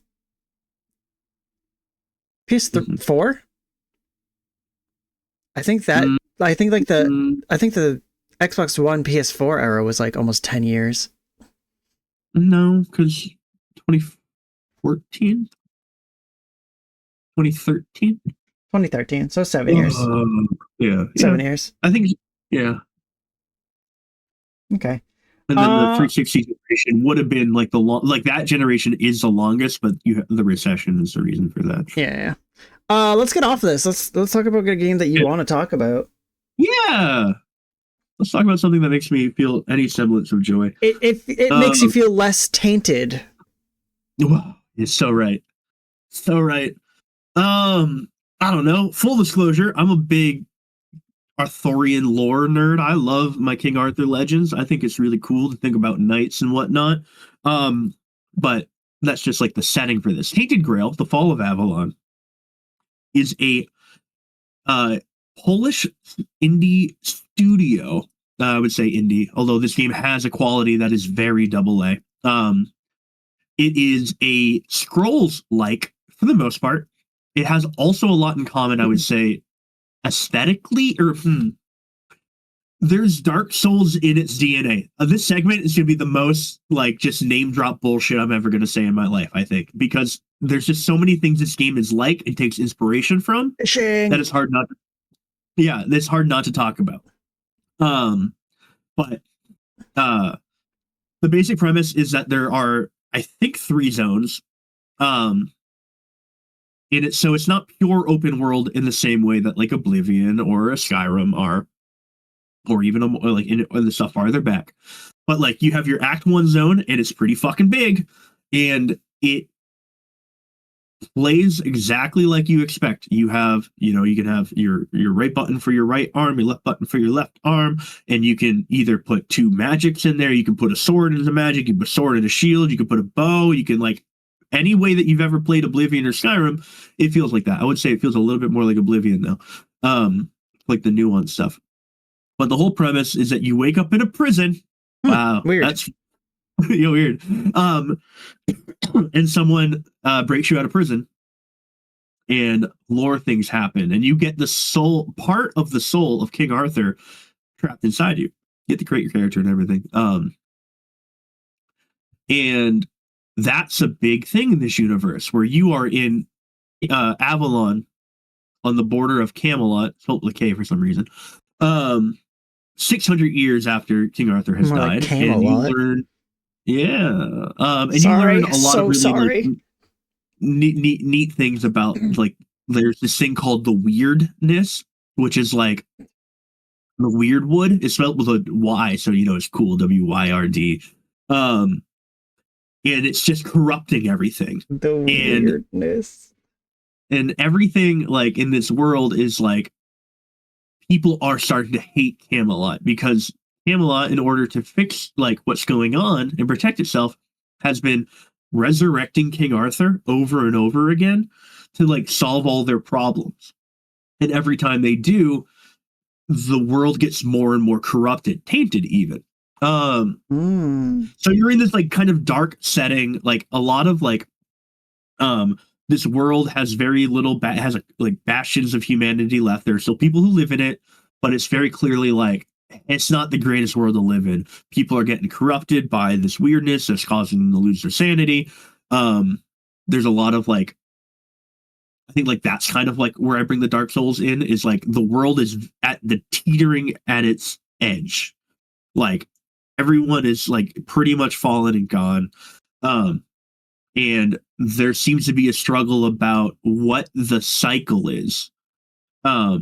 Like there's a cycle that keeps going on. Do you want to break out of it and try something new, or do you want to like try to reestablish it in a different way?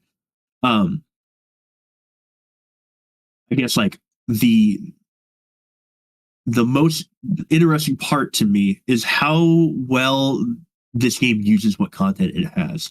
It's not as wide as Skyrim or Oblivion.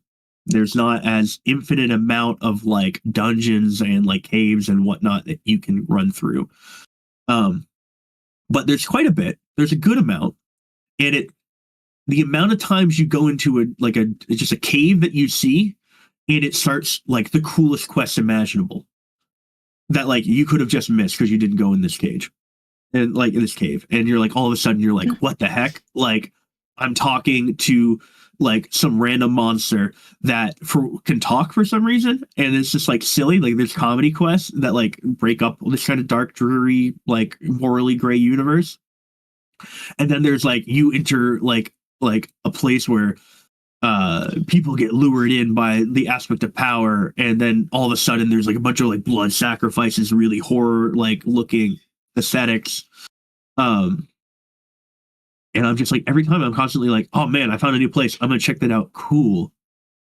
And I get like wowed. I've walked into places that have like boss fights that are straight out of like an Elden Ring almost, where you have to like rely on parrying and dodging while people are like fucking flying through the air and whatnot. I can't, like, I'm just having a blast. It's like not, there's technical like things going on here. It is a very AA game. It has that, affectionately Eurojank quality to it. So like there are moments when like, an asset doesn't look like at the best that it could, or I've fallen through the map like once or twice, but you get that with Skyrim too. It's just like, I don't know. I guess like what I would say is about this game is that don't let Skyrim, Bethesda jank excuse jank in other games. Yeah. I just like I think like the biggest thing I would say is like you like Oblivion, you like Skyrim, you're looking for something else to play. This is like a game that scratches that itch in a way that most other Western RPGs I don't think quite get to. I mean, again, you're a little bit more on rails. You have like there are guild and side, like plenty of side quests and stuff like that, but most of the game is like walking around, exploring, stumbling on these like smaller, really cool quests, but they're like maybe not tied into the narrative as much.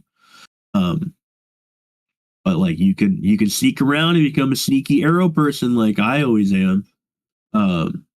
You like crafting is in this game. I'm trying to think, fishing is in this game. There's a really cool mechanic I've never seen before. That's like sketching.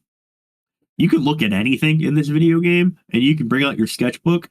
And the game, like, you just see your character do like this to your sketchbook, and you have like a sketch of whatever you're looking at. It's like I don't know how that like mechanically works, but it's cool. Supposed to be for like a notepad, kind of. Yeah, like you can see something. Oh, this looks really cool. I wonder if I have to come back here later or something like that.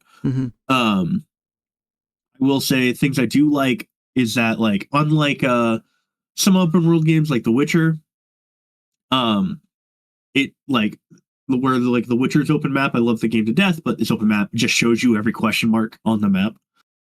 And you just know like there's a thing over here. This game doesn't do that. It will show you like where your quests point to. But it's still like there's a lot of exploration to be found there and whatnot. I'm trying to think if there's anything else. I'm halfway through Act 2 around, I think. I'm 34 hours into the game. I think there are 3 acts. I've heard people when this game came out say that the later acts were like more buggy. I haven't really experienced too much of that. Yeah, I don't know. Game's cool. An Oblivion game. An Oblivion, like it has a neat thing with summoning that, you know, that's just so simple, and I just don't know why other people haven't done it yet or haven't thought of it. But like your spell that each action, each thing you can use has like a light version. You tap it or hold it down for the strong version. For summoning, you use your heavy attack to summon it. And then you just tap it when you want that summoned creature to focus their attack on like whoever. And like every other game like this, like Oblivion, you just summon your guy and hope they attack the thing that you wanted to attack. Small little advances, you know. It's been 20 years. Yeah, they figured something out over 20 years. That's good for them. So you said this is a little bit more on rails than like an Oblivion or like a Scrolls type game is. I didn't try. Like I don't think you can go to Act 2 zone without getting to the end of Act 1's quest. Gotcha. Stuff like that. For a game that is, as you call it, like a little bit more on rails, I do think that like if I was looking for a game like this, I was like, oh, I want an Elder Scroll type game. I could see that being a concern for people. However, I think when you say you're like 35 hours in and you're in Act 2 of 3, I think that kind of like tempers any of like that like negative emotions where I'm like, oh, okay, well, you can still, for as on rails as it might be or whatever, to be able to put in 35 hours, it still sounds like there's plenty to do and see. And like I kid you not, like there isn't as many of these like caves. Like in Skyrim, there's so many fucking caves. Like you go and it's just like they're all like they're hidden circle. You go through the thing, you unlock the little puzzle, you find the little casket, you open up the thing, and you're back at the entrance. Every fucking cave in Skyrim, it drives me crazy. I think the dungeon design, I get why they did it. It bothers the hell out of me. There's more focus here, I think, which I think is like I think they knew. They're like, we can't make something as wide as Skyrim, so we're gonna make it look like more deeper in like terms of content. shout out to this dude who just one shots you. Yeah, so I just laughed and snorted. I was like, what did this guy? Well, he's spoiler alerts for the first 5 or like hour of this game. You're supposed to die here. Okay. But there's also like what I find really cool is because Arthur's soul is in you, he just talks to you times. Oh. And so like you'll do a quest and it might have something to do with like the lore of the world. And so then it will pop up in your UI like, hey, next time you take a rest, you can talk to Arthur. So then you can bonfire at any time. It's just, or like as long as you're in the open world, you can't bonfire in caves. And that allows you to do a couple things, allows you to rest, allows you to craft certain things, and allows you to talk to Arthur and get his like opinion for what's going on. While he's kind of piecing together what's been happening since he's been gone because he doesn't remember it. Why does the whole world think King Arthur's like a bad guy? That doesn't make it. He doesn't know why. He's just like, I just try to do what's good for my kingdom. But all these like normal people are like, no, King Arthur like fucked us. One of the things that I've been thinking as you talked about this game is because of, and this kind of builds off like what I was saying before, it's more like focus as you're saying, and it's like it's a little narrower, it's not as wide. It sounds like a game where if you want that Skyrim, Oblivion, Elder Scrolls itch, this fits it. It's just not as infinitely replayable. Yeah. It's obvious you can play different classes and weapons and whatnot. And I'm sure get hundreds of hours out of it. But if you've put, like some people have put like 1,000+ hours into Skyrim, it doesn't sound like it's that much. But it sounds like it's a good taste. Yeah, I think the like if there was, just to bring up like another game, like there are shades of like how Avowed deals with being like an RPG that this game has also, where it is like open zone. But the other thing this game has that Avowed also has is that there's decision points in a lot of the quests, and these decision points change quite a bit about these zones. Whereas like with Skyrim, you get your big decision points typically at the end of a guild quest, or like that like narrowly affect the world. You might see like more of this guild somewhere in the world, or you might see like more of this monster, less of like that kind of thing. Not stuff that really feels like it has like much consequence. But like at the end of Act 1, you have a really big like decision point, and that changes all of the quests that you can get in this zone after. Like there's just 2 different fucking points, and the world is definitely changed, and you can feel that. And like these decisions are really good at feeling questionable.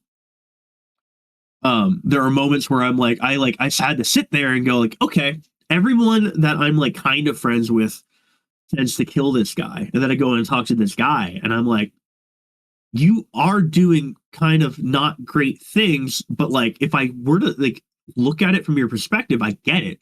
You're trying to like keep like law and order, and the people that are my friends are technically like bandits and whatnot. So like I get why you're doing this. And so like it made me actually like question like what like is this like, am I doing the right thing? Which I think is, what I want out of an RPG, honestly, is like I like these moral quandaries. So why I love The Witcher 3 so much. And there's like, and so far in Act 2, I'm also seeing that kind of like decision point start into between these 2 factions. I guess honestly, even with the side quests, there was a side quest, and it was like, hey, you have to make a decision. Are you going to join this faction, or are you going to join with this one guy and do a whole his quest? And there's like good enough, like all of like the information that you have are like, these 2 factions hate each other, but they're both seemingly in the right, kind of. I think that's cool. I think that's neat. I don't see you bringing up the chat on the stream. I've never seen that before. Did it show up on stream? Yeah, for like 5 seconds. It was just in Twitch chat. Yeah, that's random. Yeah, because Martin said, "Is it like in Hogwarts where you can take the dark wizard path? I have no idea. I have not played Hogwarts, but I assume it's similar, maybe. It does, like, if it sounds like what I'm saying, like it's a path that you can take that alters like the world state kind of in your relation to it, then yeah. But yeah, I'm trying to think if there's anything else that's like super unique, because a lot of this game is just like baked in like the ideas of other games, and I don't think that's bad because it's a lot of like really interesting mechanics mixed together. There's a horse. That's People love horses. Does it have armor? No. Do you have to pay for the armor? No, was my guy King Arthur talking to you? He's got a good voice too. I should be gone. It's very deep, very kind of like authoritative, like mine. Yeah, like yours. Yeah, that's the first thing I think about you is deep voice.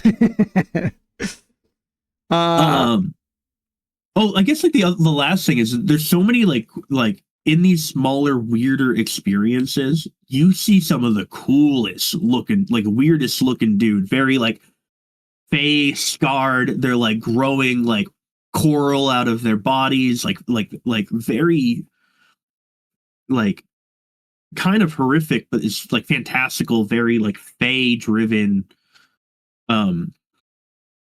Like what I'll say, I guess, is that graphically, fidelity wise, this can't compete to a lot of games that are out nowadays.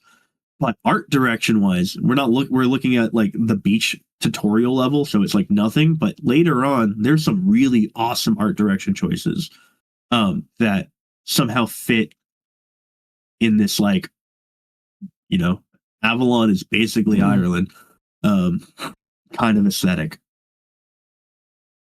Yeah, I clicked on a video where it was early on because I didn't want to get too crazy in case, I don't know, spoilers or something. I don't know. Yeah, and you'll keep playing this, I assume. Yeah, I'm gonna complete this game. At the very least, I've heard people say that there are multiple endings, and that scares me because my brain has a hard time. Once I know there are multiple endings, I have a hard time resisting the urge to just like look up how to get the ending I would like. It's like I'm not big on replaying games anymore, especially as I keep wanting. There's too many, so like I want to get my experience, and so part of me, like, I really want that, like, make the decisions you want to make. Hey, get to the end. That's your story. But then also, like, it's so hard for me to, like, nah, but I want good things to happen at the end. So I want to know how to get the good things happening. So I had to prevent myself from doing that.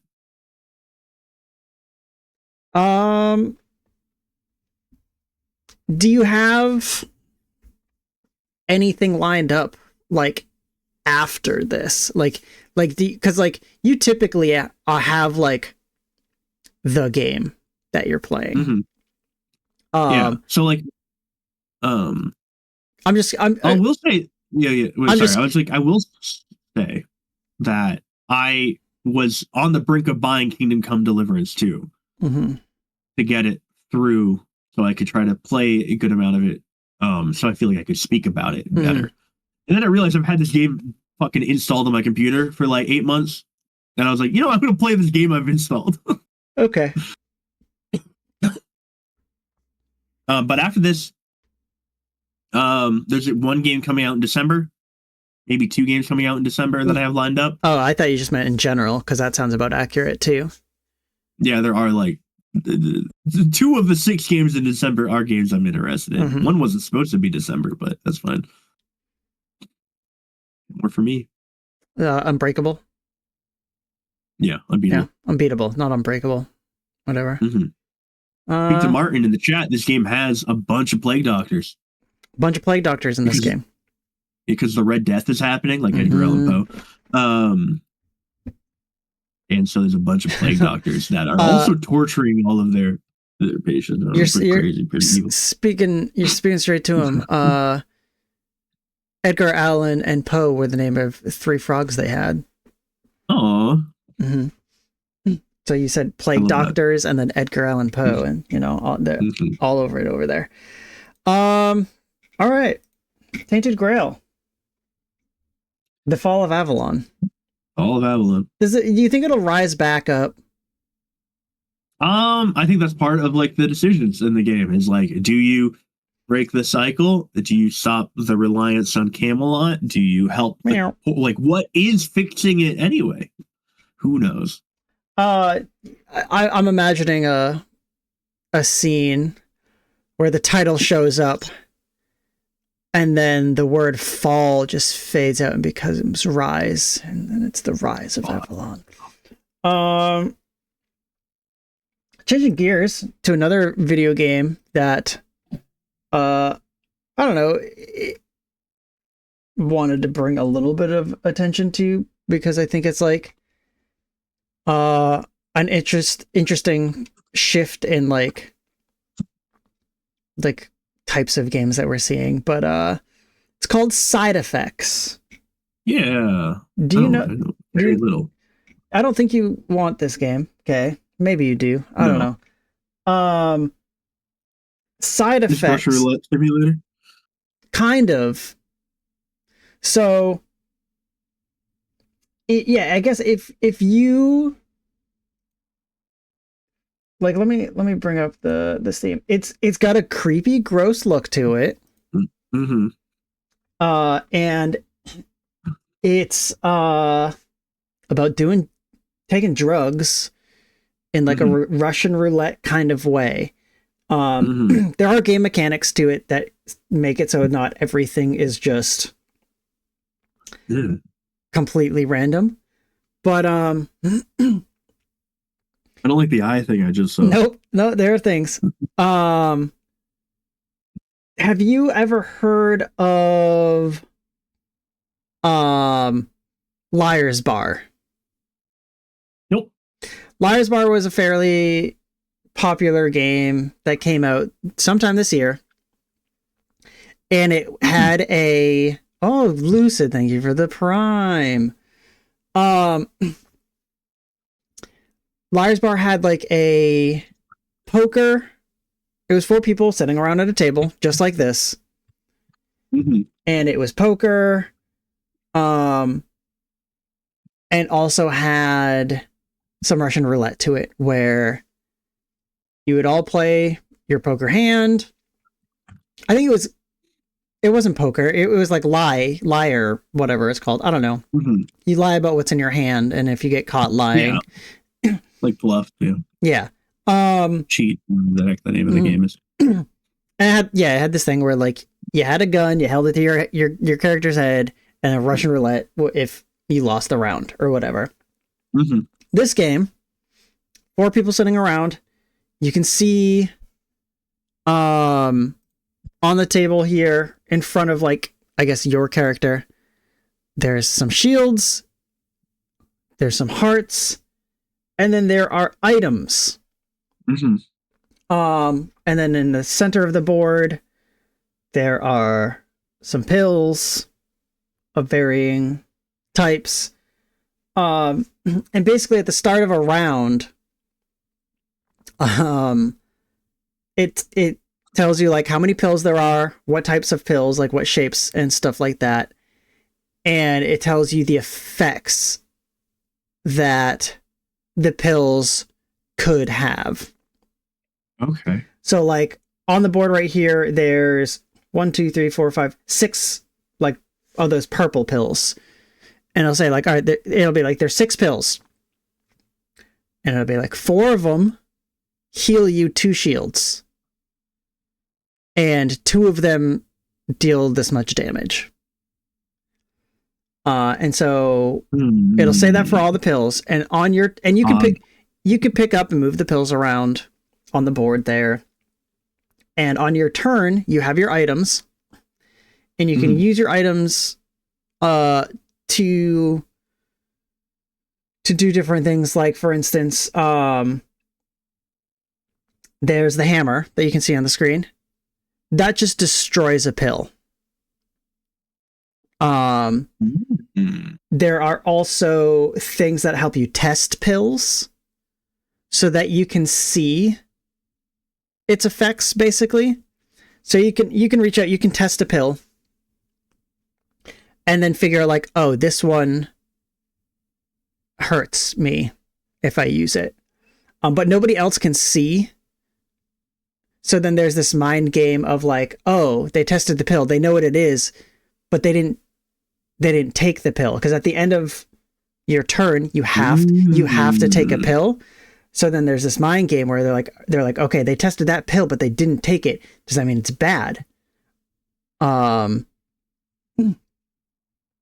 then yeah, there's all kinds of stuff with like swapping items around, gross body augmentation things that help with different modifiers and stuff like that. And it one of the reasons why I brought it up is, one, because it's gross to look at, two, because it's kind of silly, just 4 people sitting around a table doing drugs and trying, I don't know, the concept is just like kind of silly and wild, and it's another one of these kind of like just social, it's not a friend slop game, but it's like, it's just like social kind of deduction. What did I just walk into? Just this sort of like social deduction thing about doing being strapped to this table and doing drugs that could have poor side effects that kill you. And Liar's Bar, which I brought up earlier. Was like pretty popular, and like especially in like the streaming space I saw it a lot. And there have been a couple games since that have come out trying to sort of like replicate that same sort of experience of like sitting around a table and having deadly choices that murder your friends or you. And so like it's super cool. This seems like a game that would be really like for a good weekend, or good to revisit like for a night every other month or something like that. Because it is fun yapping around, and just like, again, odd space Russian rouletting, with this like grotesque aesthetic that at times reminds me of Gary's Mod. It's just like, it's so we're in this era where like people would be making things, you know. People just be making really things. People do be out here making things, and it's a very cheap game. It is normally $5. It's on sale for $4.24. You can buy it in a bundle with Guilty as Sock, which we already own. Or Clover Pit. You can buy it in a bundle with Clover Pit or with a bunch of other games.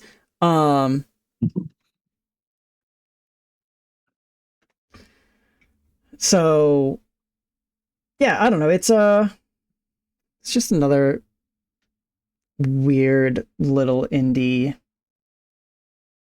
social game that it's just, I think this would be again, this is another game that I think would be really fun to stream with friends or play, you know, like this is a content goldmine. Yeah, it's like, it's very much a game where the setting and visuals are just there to help with setting a like almost like a role-playing scene for you and your friends, because like the main content is just like your interactions with your friends in this, with like the probability gambling aspect to it, and then just the theme about like the drugs and so is this multiplayer voice chat only type of game, or is there CPU play too? From what I know, it's just multiplayer. But I guess I'm not 100% sure. But yeah, it'll say, like it explains here, like, resist every pedal impacts your resistance. Experiment between the rounds. You can choose from a range of experimental items and treatments. You're not alone. Other people will bluff, adapt, and use everything at their disposal. There is a single player mode. There you go. Single player mode, multiplayer mode of 2 to 4 players, 15 plus unique items, 6 pill types to test. And they're considering this a trial, I guess. Oh, I don't know. I guess, a twisted trial of pill roulette for up to 4 players. Gotcha. So yeah, you can play this alone or online. There was something else I was going to say about it now that I can't remember. But yeah, I don't know. Yeah, this is just like a fun weekend. Maybe you go back to it every once in a while. I've seen some under $5 too. So I've seen some people play it. It's one of those games also where like, I'll compare it to like Among Us in a way where in Among Us there's like that like social element of like who you're playing with, right? Mm-hmm. And like that kind of affects the meta, and like who you're playing with affects the meta game to game. And this kind of has that same thing to it, where it's just like, if there's a meta, it's based around who you're playing with and not necessarily like the game. And so you'll carry over like your knowledge from game to game, and just being like, I know Kay plays like this, and here's Kay always picks up the swap item, so I know there's gonna be a ton of swap items here. I'm never gonna be able to use what I want. I do love chaos. You know me. I'm going for chance time. I love chance time. But yeah, I don't know. Either of you getting it. Maybe this is a game where it's like, if it's it's $5.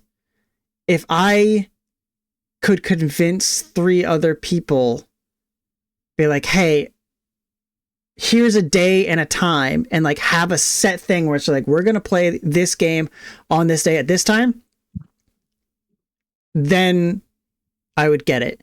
But I probably wouldn't get it just to be like, oh, I'm gonna get this and then hope other people get it, and if they do, then I'll play, and if not, then I'll do the single player. Like, if Tara, Tiana, Martin were all like, hell yeah, let's play this on this day, then be like, all right, yeah, fine. We'll do it. $5, let's go. But yeah, I'm not picking it up. Otherwise, don't at me, she says. All I'm saying is, if you wanted to play this creepy drug pill roulette game, if we get a group together, we can play it. Okay, that's all I'm saying. It'd be great. Yeah. But yeah, that's side effect. I don't know. That's it. Neat. We can do this in real life for $5. There's a movie or something, or a TV show where they do that as a bit, where they just get like a bunch of placebos. Yeah, or they just a bunch, and they just throw them in a and like how you would give candy, like in a bowl, and just be like, all right, everybody. I don't remember what this is. It's probably from like Girls or something like that. I don't know. Take it and see what happens to you. Yeah. December games. There's games coming out in the month of December. Yeah, well, it's like some a game. There's some games. We've got. Let's see. We're at like the end of the year. Everything is slowing down. No one wants to go outside, so it really feels like you should release video games more, and it doesn't matter. Sorry, what do we got, Chris? I'm just looking at chat talking about doing drugs now.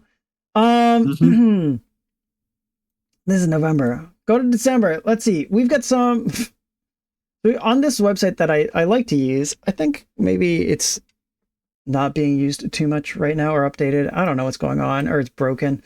7 games, 8 games, 8 games. 8 is 3 of them are just like essentially like re-releases on new console. So Flight Simulator, Microsoft Flight Simulator 2024 will be available on the Sony PlayStation 5. Big time. First time ever. A game about digging a hole. This is a freaking streamer game if I've ever seen one. Yeah. Is going to now be playable on the Nintendo Switch. Yakuza 0 coming out on the Ghost. The director's cut, Yakuza 0 director's cut coming out, full release on PC, PlayStation 5, Xbox Series X, and then some new releases, brand new. Marvel Cosmic Invasion. That's cool. That's the yeah, that's neat. The beat 'em ups, man.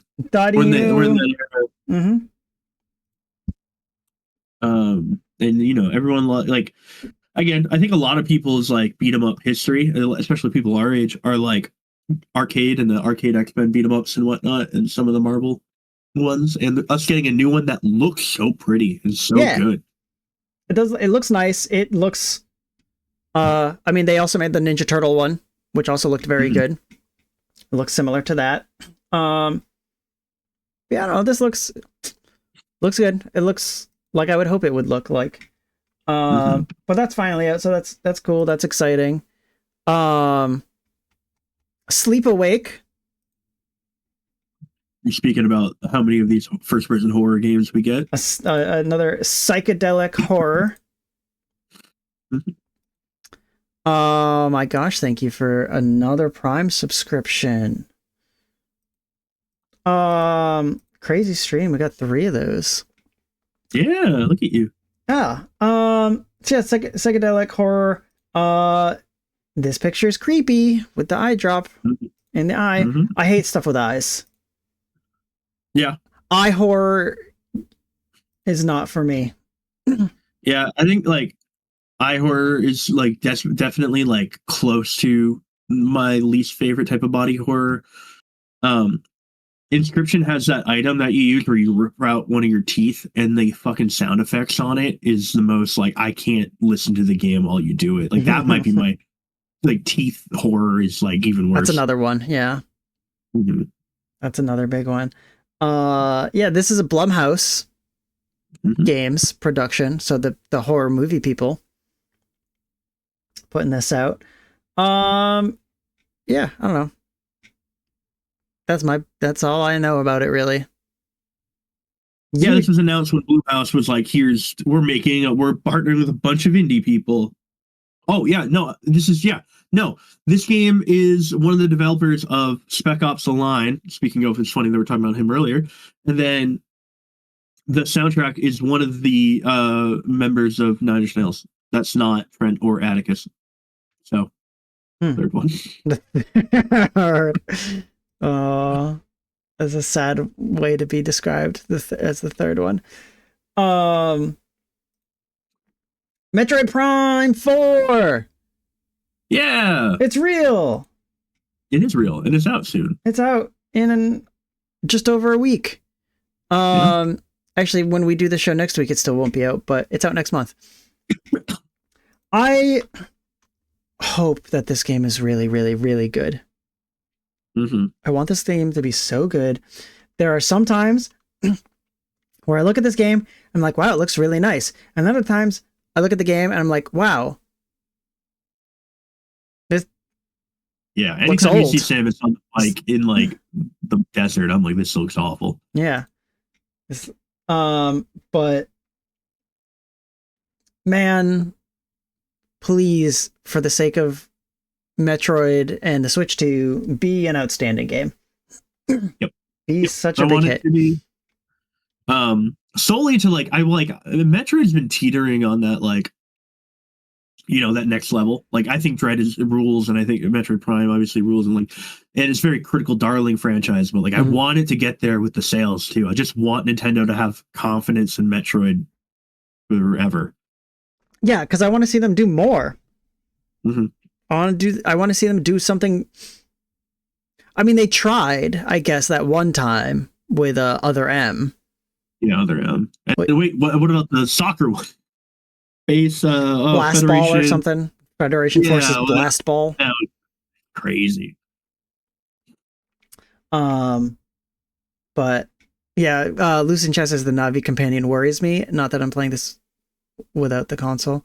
Yeah, they have like the other player or the other person who's kind of like a comedic relief guy, which is an interesting choice. We'll see how that plays out. Yeah, I think he might only be in like the first section ish and a little bit. Like, they show other companions in that quick trailer. Okay. Like, at least it looks like it. So I don't know if that one comedic guy will be there the whole time. I hope not. But I'm so anti games holding your hand. I mean, like, that's the reason why. That's because you hate physical touch. That's also true. But Ragnarok, God of War Ragnarok, like, I am one of those people who like hate it when Atreus, like, you take like 5 minutes at most to try to look at a puzzle, like even less, and they're like, oh, shoot that thing, and I'm like, all right, fuck you, like, let me the time to figure this out. Yeah, like that. Just, and I've seen people say that the dude, the whatever area where you play with him is very much like that, and that annoys me.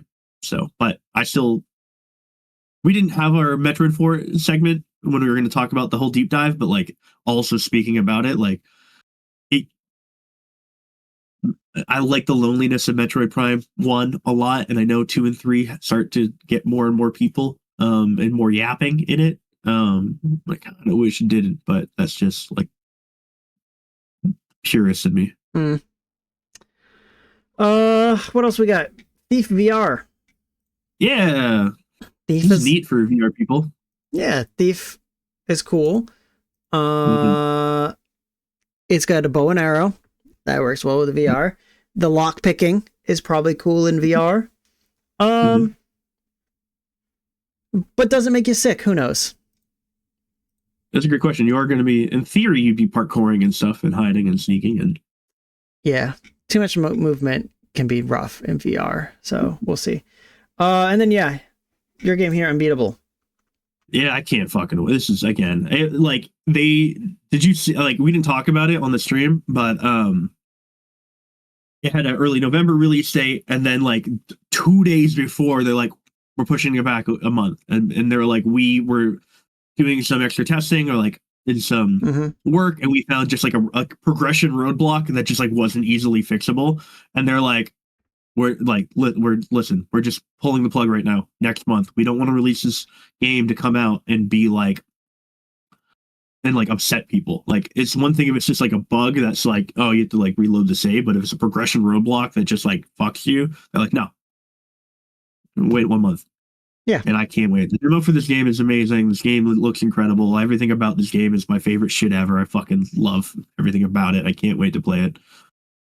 Yeah, the look and aesthetic is top tier. It's a great look. Yeah. I've yapped about this so much on this show. Yeah, we've talked about it a couple times. And then, yeah, like, what else is out this month? Let's look. So we've got this GameSpot schedule, which shows Marvel Cosmic Invasion, Kingdom of Night, and Rising Heat, and a game called She's Leaving. Damn. Right? Pouring out. Got no information on any of the games. Let It Die, Inferno. Shout out to Let It Die, keep happening. I can't. My guy Uncle Death is still hanging out. Is this the Extraction? Yep. Whatever. Okay. Yep. This is Let It Die, but extraction shooter instead of Let It Die, but Dark Souls PvP, or Let It Die, like, I don't know. I kind of adore whatever they're trying to do over there. I'm glad that they're trying to do something, but it's so wild It's so weird, and it doesn't sound like it should work at all. Look at this screenshot. What is happening on here? It's so messy. There's so much going on.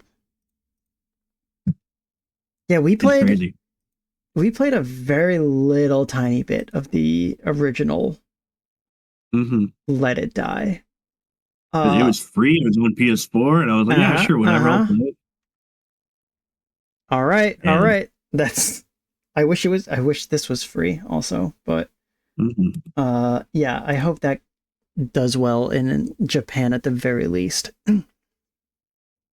Octopath Traveler 0.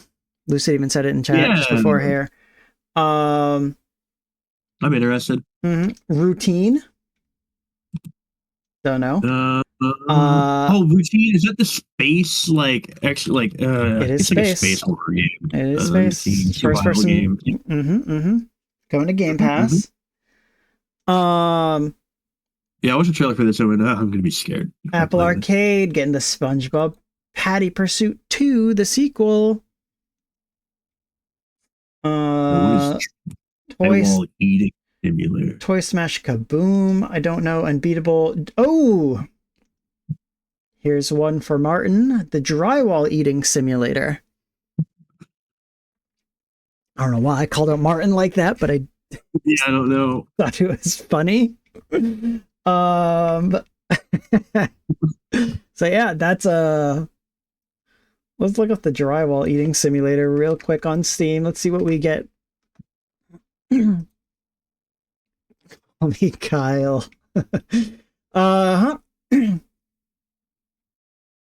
Bite-sized, literally comedic adventure where you relieve the stress of ordinary life by biting through the walls. Therapy is expensive, but drywall is plentiful.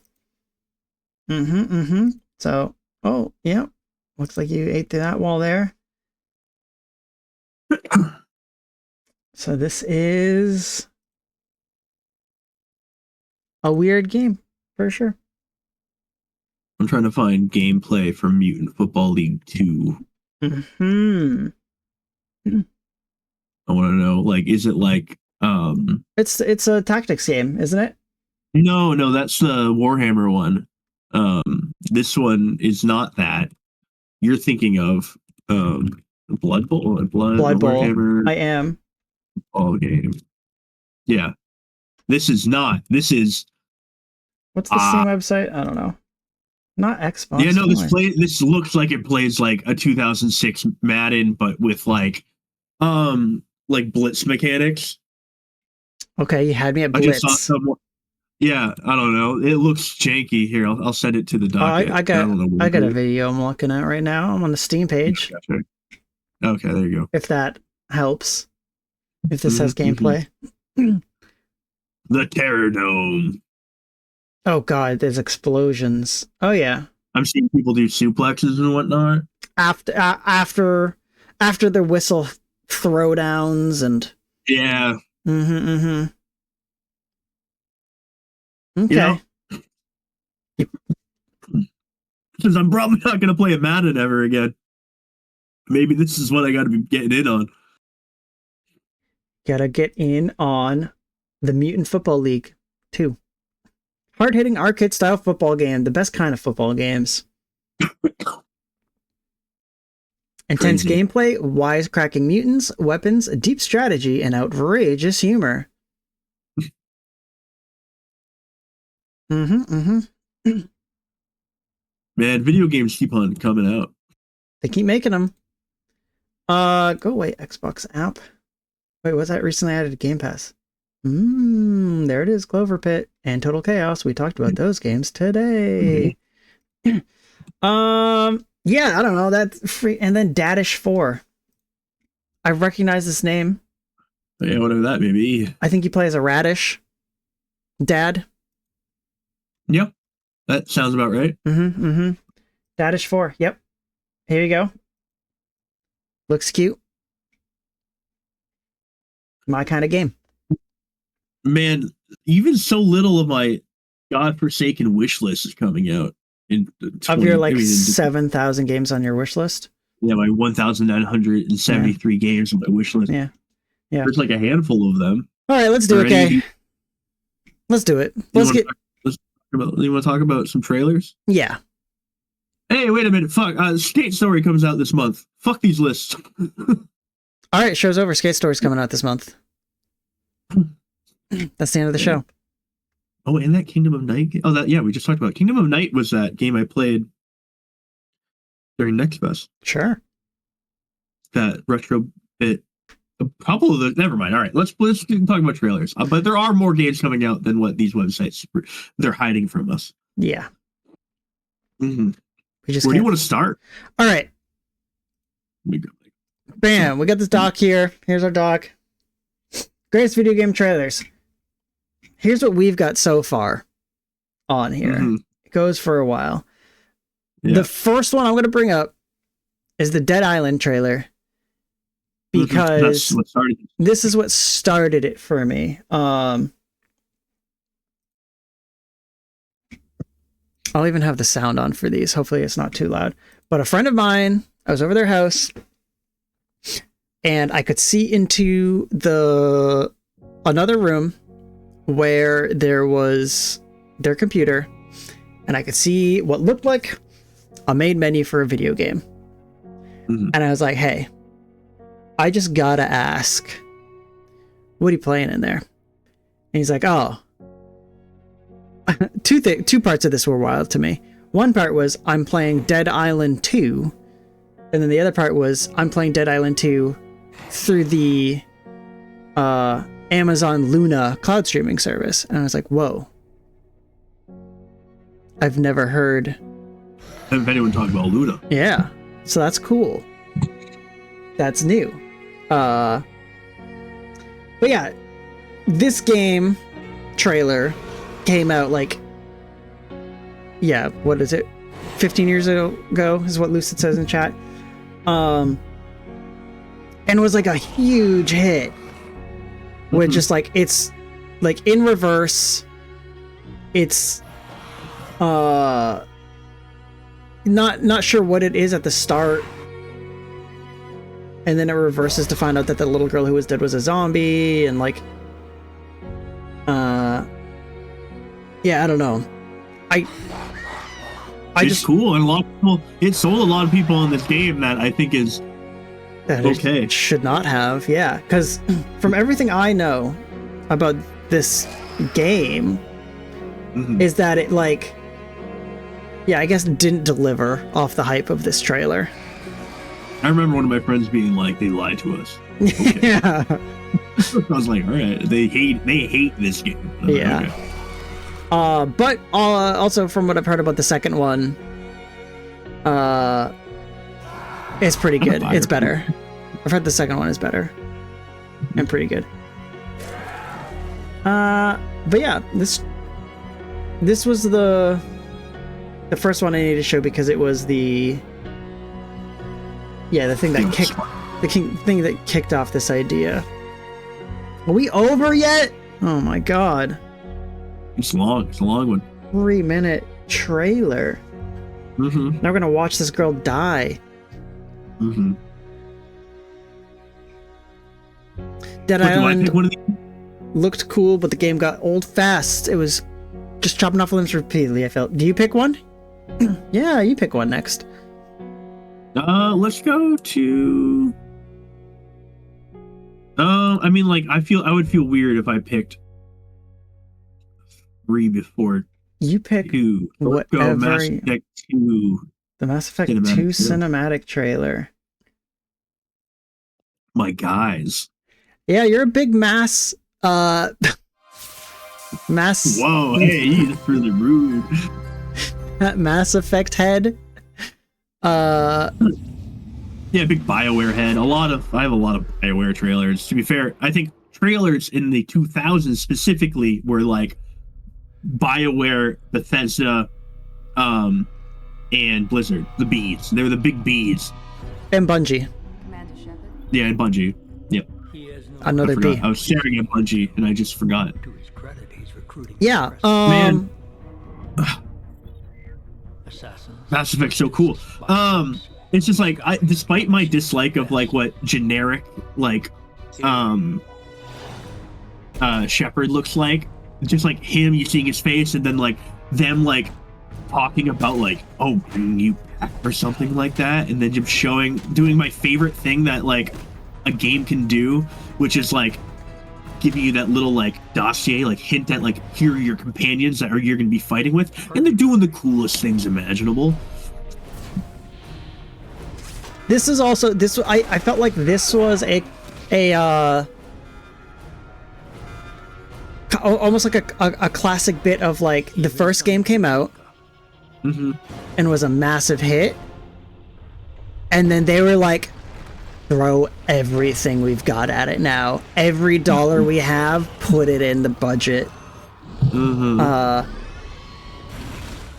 They did this. Like, you see the giant fucking monster, you're like, what the fuck? We're like, this is like, looks way cooler than it ever did in Mass Effect 1. Exactly, yeah. And they did the same thing for Dead Space. Not necessarily like the cinematic stuff. I'm not talking the trailers, but just like the game in general. Like the first game came out, was like a big hit, and then when they made the sequel, they were like, throw so much more money at this game. Now we have more voice acting, and we have more people writing the story to it, and way more characters in it, and it just like, I don't know if this is the right word, but like felt like a more complete game. And there's like so much of this trailer that I remember being like what kind of alien is that green guy, my boy Thane? I didn't know. And like, what are we fighting? We're fighting all these, like, I don't know what these are. And like the lore nerd in me would sit here and be like, I don't know what's going on, but this is cool. I want to know. I need to know now. Give me the game. I don't think they make trailers like they used to. No. You know? Maybe it's just because I'm not a child anymore, but I just don't get the same feeling. And maybe that's also just like I get different feelings from trailers. I'm curious if it's like a change in like the way we consume media. Because like so much media now is well, I guess, for instance, first of all, we don't get commercials. We don't really see many commercials because kids aren't watching TV. Yeah. And then when they are seeing these, like, when we are seeing these commercials, it's on like YouTube.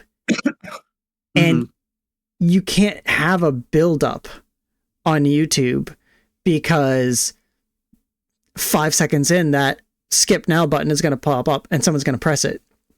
Yeah. And so like, that's what I say. So like trailers have systematically changed now where they have to be formatted with that in mind, right? With the skip button in mind, as well as the oversaturation of trailers. It used to be like the big budget things got trailers that you would see from either TV or like certain like things like early internet.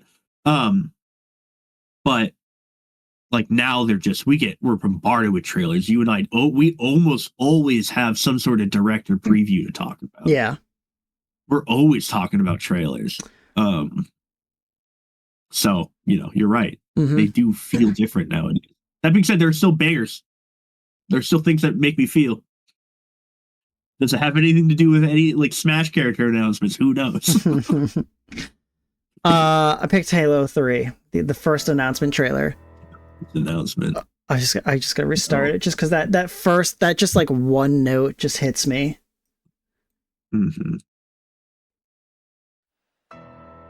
Yeah, that right there. Yeah, if there's like a Mount Rushmore of video games for me, like if I have my own personal Mount Rushmore, Halo's on it. Yeah. Halo's on there. It's hard to argue with the Chief. I don't think Halo is on mine, but like I would consider Halo up there at least. Man, my girl being all chaotic. I don't know, because like obviously, like you look behind me, I love Sonic. Mm-hmm. Sonic's my guy. Love the Ninja Turtles. Mm-hmm. But like, I'm trying to think of any game or game series that I've spent more time in than Halo. Mm-hmm. Oh yeah, right there. Oh, I love it. I am your sword. I am your shield. I am your shield. I am your sword. Man, so good. It fucking rules. I mean, Reach is my favorite Halo, but this trailer goes fucking hard. The theme and the music will always hit for me in Halo. Always. Yeah, man, I don't know. I legitimately don't think I've ever put more time into a game series than I did between Halo. Just Halo 2 and 3. I've played like all the Halos, but 2 and 3 specifically, I've probably put more time in than any other game. This is the way the world ends. I'm curious. So good. Cortana quote at the end, man, so good. Halo Wars, loved Halo Wars. Yeah, you're a big Halo Wars guy. I liked Halo Wars and Halo Wars 2. I'm looking towards it. Finished the fight 2007. See, that's probably another thing also. So like, you wanted to finish the fight. Well, I wanted to finish the fight, and also just it came out in 2007. Yeah, you're a youth. Like I was a senior in high school. What else was I doing? I was a freshman in high school. Or Yeah. about to be, depending on what time of the year. Oh, well, that's going. Hold on. What's your next one? Let's see Legacy of the Void. Okay. Legacy, man. Legacy of the Void. Mm-hmm. Not. Our friendship. I was gonna say not my choice. Yeah. For trailers. Because Legacy of the Void I'd is. be interested in what your StarCraft one would be. It would just be the announce. It would just be the hell. It's about damn time. Mm-hmm.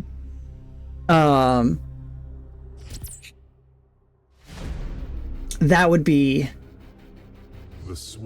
my choice. However, like Legacy of the Void is like, I think when StarCraft 2 like was its best. Yeah, when people were like, maybe we can put Brood War away for a little bit. They could not shatter our unity. But yeah, Blizzard was on another level with their like cinematics and their trailers at the time. Just truly making little mini movies. And I'm a big, I'm a Protoss fangirl. They're my favorites. I love them to death. And this one just being like seeing this pop up online back then and being like, all right, this is what's coming out for, because it was StarCraft 2's opening campaign was which faction? Was it Zerg first? Was it Heart of the Swarm first? No, it was Terran? Wings of Liberty. Or was it? Oh, Wings of Liberty, yeah. So it was Terran first. Yeah. Look at my brain not remembering. Terran, Zerg, Protoss. Yeah, and we both agree Terran's the worst of these three. And then we're not going to talk about, yeah.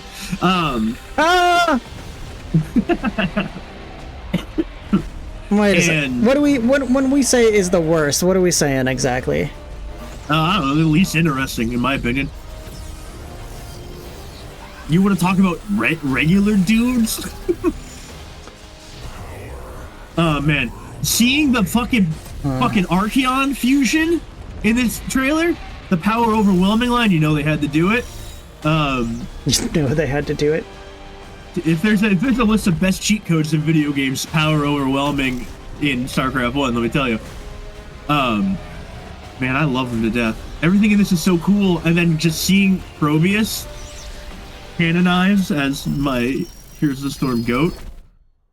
Was he though? Yeah, it's like I'm really not good. I'm really not good with Probius and Here's the Storm, but I like playing him. Yeah, he's fun. He's cool to play as. And Taco. It just makes me feel something, makes me amped, makes me excited. Yeah. The pylon fusion in. And this, by the way, I remember doing a bit. Endgame stole from this fucking trailer. This is just the Endgame. Yeah, Endgame did this. Endgame saw this trailer and was like, we could do that with our guys. We can do this. I remember that bit when I was forming this docket with you. Wait, do it. My head being like, I had to look up spoilers. Years. Like, when did this come out? I was like, yeah, this definitely was before Endgame, but I had to make sure because like my brain needs to be sure before I do a bit. Man, hell yeah, so good. I did this one. I put it on here. Spoilers for Endgame. Twilight Princess. Mainly because when this was revealed at E3, there's a lot of these really good E3 someone with a video camera reveals. Yeah. So when this was shown off at E3, people cried. Mm-hmm. Because Link looked more like he did in Ocarina of Time ago, and not Wind Waker, basically. Which, because like people in the time were fucking haters, man. No taste. Wind Waker's aesthetic aged so much better than this. Yeah, oh yeah. 100%. But no one knew what the fuck they were talking about. And that means that this game's so fucking great. And this trailer fucking is awesome. And yeah, I do think, like, whether people were correct or not, the thing that made this stick out to me was just like, not the trailer. The trailer is fine. It was solely just like the reaction to the trailer that people had was just like, just like crying over Link. Well, to be fair, you get 3/4 of this trailer and all of a sudden Link's a wolf and you're like in what the fuck's going on territory. Right, that's true. Like people cried and then they were like, well, okay, hold on a second now. And this baddie Midna shows up. Who the hell is she? What's going on with them? It is a good game, though. Fucking good game. It is a good game. I have one really hyper-specific complaint about it. Okay. Otherwise, which is that in the very important scene where like Midna, spoilers for a fucking 20-year-old game, where Midna's sick and like I think you're racing to Zelda, like see if you can find a way to save her, like she's dying or whatever. And Midna's Lament is playing, and it's a beautiful song, and the overworld, like the piano's in, is very pretty, it's very atmospheric, it's very sad. And then anytime you get near an enemy, the battle theme just cuts in. And I'm like, no, just stop it. Take the battle theme out of this video game while this whole sad scene is happening. It would be perfect. But it's still a good game. Shout out to the fight with I don't remember his name. It's the level in Brawl. Yeah. The bridge. Yeah, the bridge. Yeah. Cool. The greatest level in Smash. Yeah. We've all been saying that. Well, we've mentioned Smash, so let's just fucking kick it. Let's just rip it, and then I'm gonna attempt not to cry. The Smash 64 or Ultimate? Last key? Let's do that shit. No, yeah. I think we have first. three of them on here. So, do you want to start with 64? I did 64 already. I clicked it.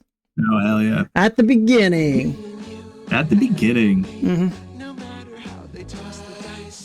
If we get claimed for any of these, it's this one. Yeah, I don't think I can get claimed, to be fair. Yeah, you're fair. Introducing Super Smash Bros. Yeah, there's so much like that I wish I could go back in time and like watch and study like how did I find out about games? Yeah, exactly. And like how did how did I find out like that was, it's clear it's a commercial, it's on TV, but like, yeah, like how did I know that it was such a banger? Yeah, it's like, for me, it was like, what? Nintendo characters are fighting? I'm a little dumbass kid. I'd be like, what's going on? I was like, I don't get it. And then, of course, this game just appeared in my hand one day. Mm-hmm. I had like Nintendo Power, so like I was reading about these games, but I was a baby. Hey, where's young child. Hold on, we got your last key on here. I want my other one first. Oh, which one did you pick? I don't see it. The reveal for Ultimate. Yeah. Oh, yeah. Let's go to Genshin Impact 2. I'll get it if you need me to. No. 7 years ago. Oh, this was at the end of a direct. Damn, I scrolled down and saw it. Saw Attica's reaction. I got sad. Yeah. But yeah, this. I remember exactly where I fucking was. By the way, I remember seeing this trailer for the first time. I remember being at Cinemagic on break. Oh yeah. I don't remember exactly where I was or what I was doing or anything, but I know, like, I don't know, I just like vividly remember like my reaction and just being like, what is going on? And then just like immediately seeing we just had Splatoon. Yeah, and then just seeing like the Smash Ball logo in the Inkling's eye, and just like my entire chest just feeling like it just like fainted. Like my innards just like stopped working. The music getting so like moody is so like kind of ominous, and yeah. Oh, and then, oh, good. And then we got the last trailer for Ultimate. I will say, like, everything in Smash's marketing, like, push is incredible. From that to like everyone is here was a huge moment that I will like. I get emotional thinking about rewatching. I think this is a really good, by the way, like, yeah, back and forth. Yeah. This is basically picked up right there. Man. But in all honesty, yeah, like I think you were kind of saying, like, we could throw every Smash Ultimate trailer into this, into like the like. I love them all so much. Yeah, every single one, especially like we talked about it before, like the Joker trailer or the Joker reveal is one where it was just like the moment of all time. Because that's when it was like, with Ultimate, you were like, holy shit, anything is possible in this game. And then yeah, this was exciting and hype. I'm not like the biggest Sora person, but I recognize Sora as just like an icon in the space. So yeah, once I saw that, like, I was still like, there's like a little emotion behind it where I'm like, holy shit, they did it. And then also like just being so happy for like everyone else, kind of. Yeah, like, dude, the moment you see the keychain for the first time, I remember popping the fuck off. I remember freaking out. And like, it just gets me really emotional. Like, Sora's like, you know, I grew up, you know, with all these things, we all did. But like, I remember Kingdom Hearts was like, I played with a neighbor down the street, and then I played it, and I didn't really know what I was playing because I was still young and child, or whatever. But obviously this series is dumb as all fucking hell, but it means a lot to me. And the music has all that like, all that emotional attachment too. But just like the idea of like for some reason, more than like almost any other mascot, like, I love Sonic to death. Mario and Sonic being in Brawl, like, that trailer is pretty cool. Always doesn't have the production value, but like, I was popping off, and it's the handshake at the end that like will get, but that just fucking gets me. Yeah. No, between Sora and Mario. Yeah. And like, it's a big thing too, because like Sakurai said many times that like Cloud and like Square Enix is like the hardest company to get Like, and he got Square Enix to work a lot in Ultimate. He got a bunch of them. Mm-hmm. He said that like, because Hero, Cloud, Sephiroth, and now Sora. Mm-hmm. But like, he's like, yeah, they're just like the hardest company to work with, basically. Mm-hmm. And then adding in my brain, adding Disney to that, I was like, I don't know if it will be possible. Yeah. That was the big part of it. Was the Disney like tie-in where it was just like it felt like Sora was deserving of a spot, but it was just like oh, it's just not possible. There's no way. Yeah, there it is, that handshake. Oh. Yeah. It was also like, I will say, it was also just like a very, very good like final trailer. Yeah. Listen like, said needs more simple and clean. There is a little bit of simple and clean in that reveal. There is a little bit. The orchestral. But yeah, just for it to be the final one, and then with the handshake between the two, that's what made it more. It's like emotional. It's just like I really like you watch it, the handshake happens, and it like it's harder for me to get like as emotional on like stream, especially when I'm talking. If I watch that on my own, I'm like tearing up. I am sobbing. I'm just like it brings me back to just being like they did it. Like Sakurai did everything that he set out to do. It feels like, and that's really powerful to me. It just feels like a great mission statement that like he succeeded. And I love it. For me, there was just always this kind of like, even if I didn't care as much about some characters over others, it always did feel like it was like just constantly building and building and building from everyone. Like I said, like the Joker trailer happened, and like again, we could watch every single one of like the DLC Pass trailers, and we're not going to right now because I've already done that before. You don't do it every month? No. Feel something? But like the Joker one, it was just like anything is possible. And then like I can remember like the Banjo one, it was just like holy crap, they did it. That was another one where it's like, oh my god, they did it. They actually they got Banjo. And then it was really fun. It was the play on the K. Rool trailer also. Yeah. Oh, another rare character, like another like DK Donkey Kong character, and then they're like, "Yo, no, this is a good fake out." I fucking love that fake out. It's just, it was really good. And then actually one that like got me a lot was the Sephiroth one. Fucking for me, just skewering was just like crazy because like.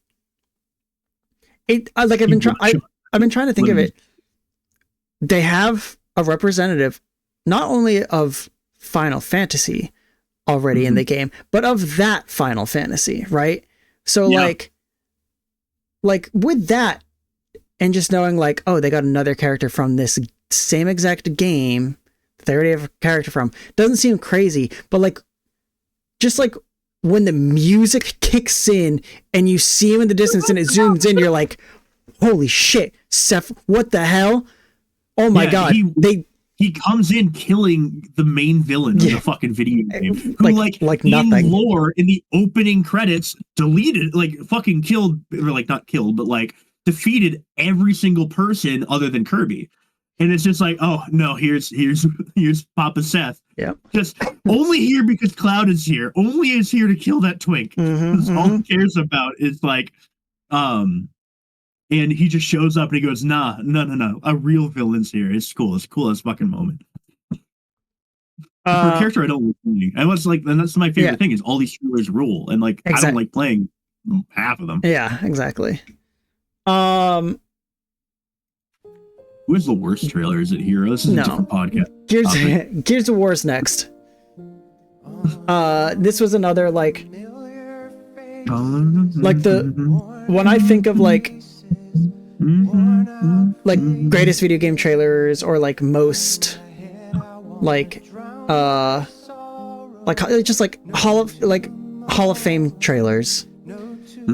Dead Island and this one are the first two that I always think of. Luckily for me, I liked Gears of War. So that was cool to see, you know, this trailer be such like a big hit. And then the game also just turned out to be good. The first three, at least. I don't think so somber and it's so good. Like, this is a great trailer. I mean, it's if any trailer has ever sparked like we talk about it in games all the time, where like games like spark like clones, like that's like you know, people who try to just be that game. That trailer did that. Yeah. That you like, because I mean, like, it's a little different, but like, yeah, it spawned a new genre of trailer where they used the somber versions of songs. Mm-hmm. Shout out to Gary Jules. Shout out to Donnie Darko. Whoa. Something that brings me joy: the Sonic Mania announcement trailer. Heck yeah! I love Sonic. I also like. Oh, that sound. Great sound right there. This is like, in context, like one of the greatest trailers to me, just because the amount of fucking middling bullshit that we've gotten in like 20 years, it feels like, between this trailer and like the last purely well-received video game in the Sonic franchise. You know, there's a lot of good, fun things in the middle. But like, just like how this trailer's formatted, and like the music, and like how this, you know, going backwards in time kind of mechanic, it just like, it fills me with such glee. It's just so happy. It's so fun and pure, and like you can see the team, Charlie White, like, is like out here. Yeah, Christian Whitehead, that's what it is. Out here, they really knew like how to do it. They really cared about Sonic, and it was just like, oh man, so good. And there's so much about the like aesthetic and marketing and just like look of Sonic from Sonic Mania, which I wish would just stick around permanently. Yeah. There's like all of these different like kind of like minimalistic like color tone palette things that you see there, and like the swipes, like all of this is like awesome. Yeah. The very simple character, like all of this, great, incredible, fucking, we just need it. Lucia said, just say to cater to our old asses here.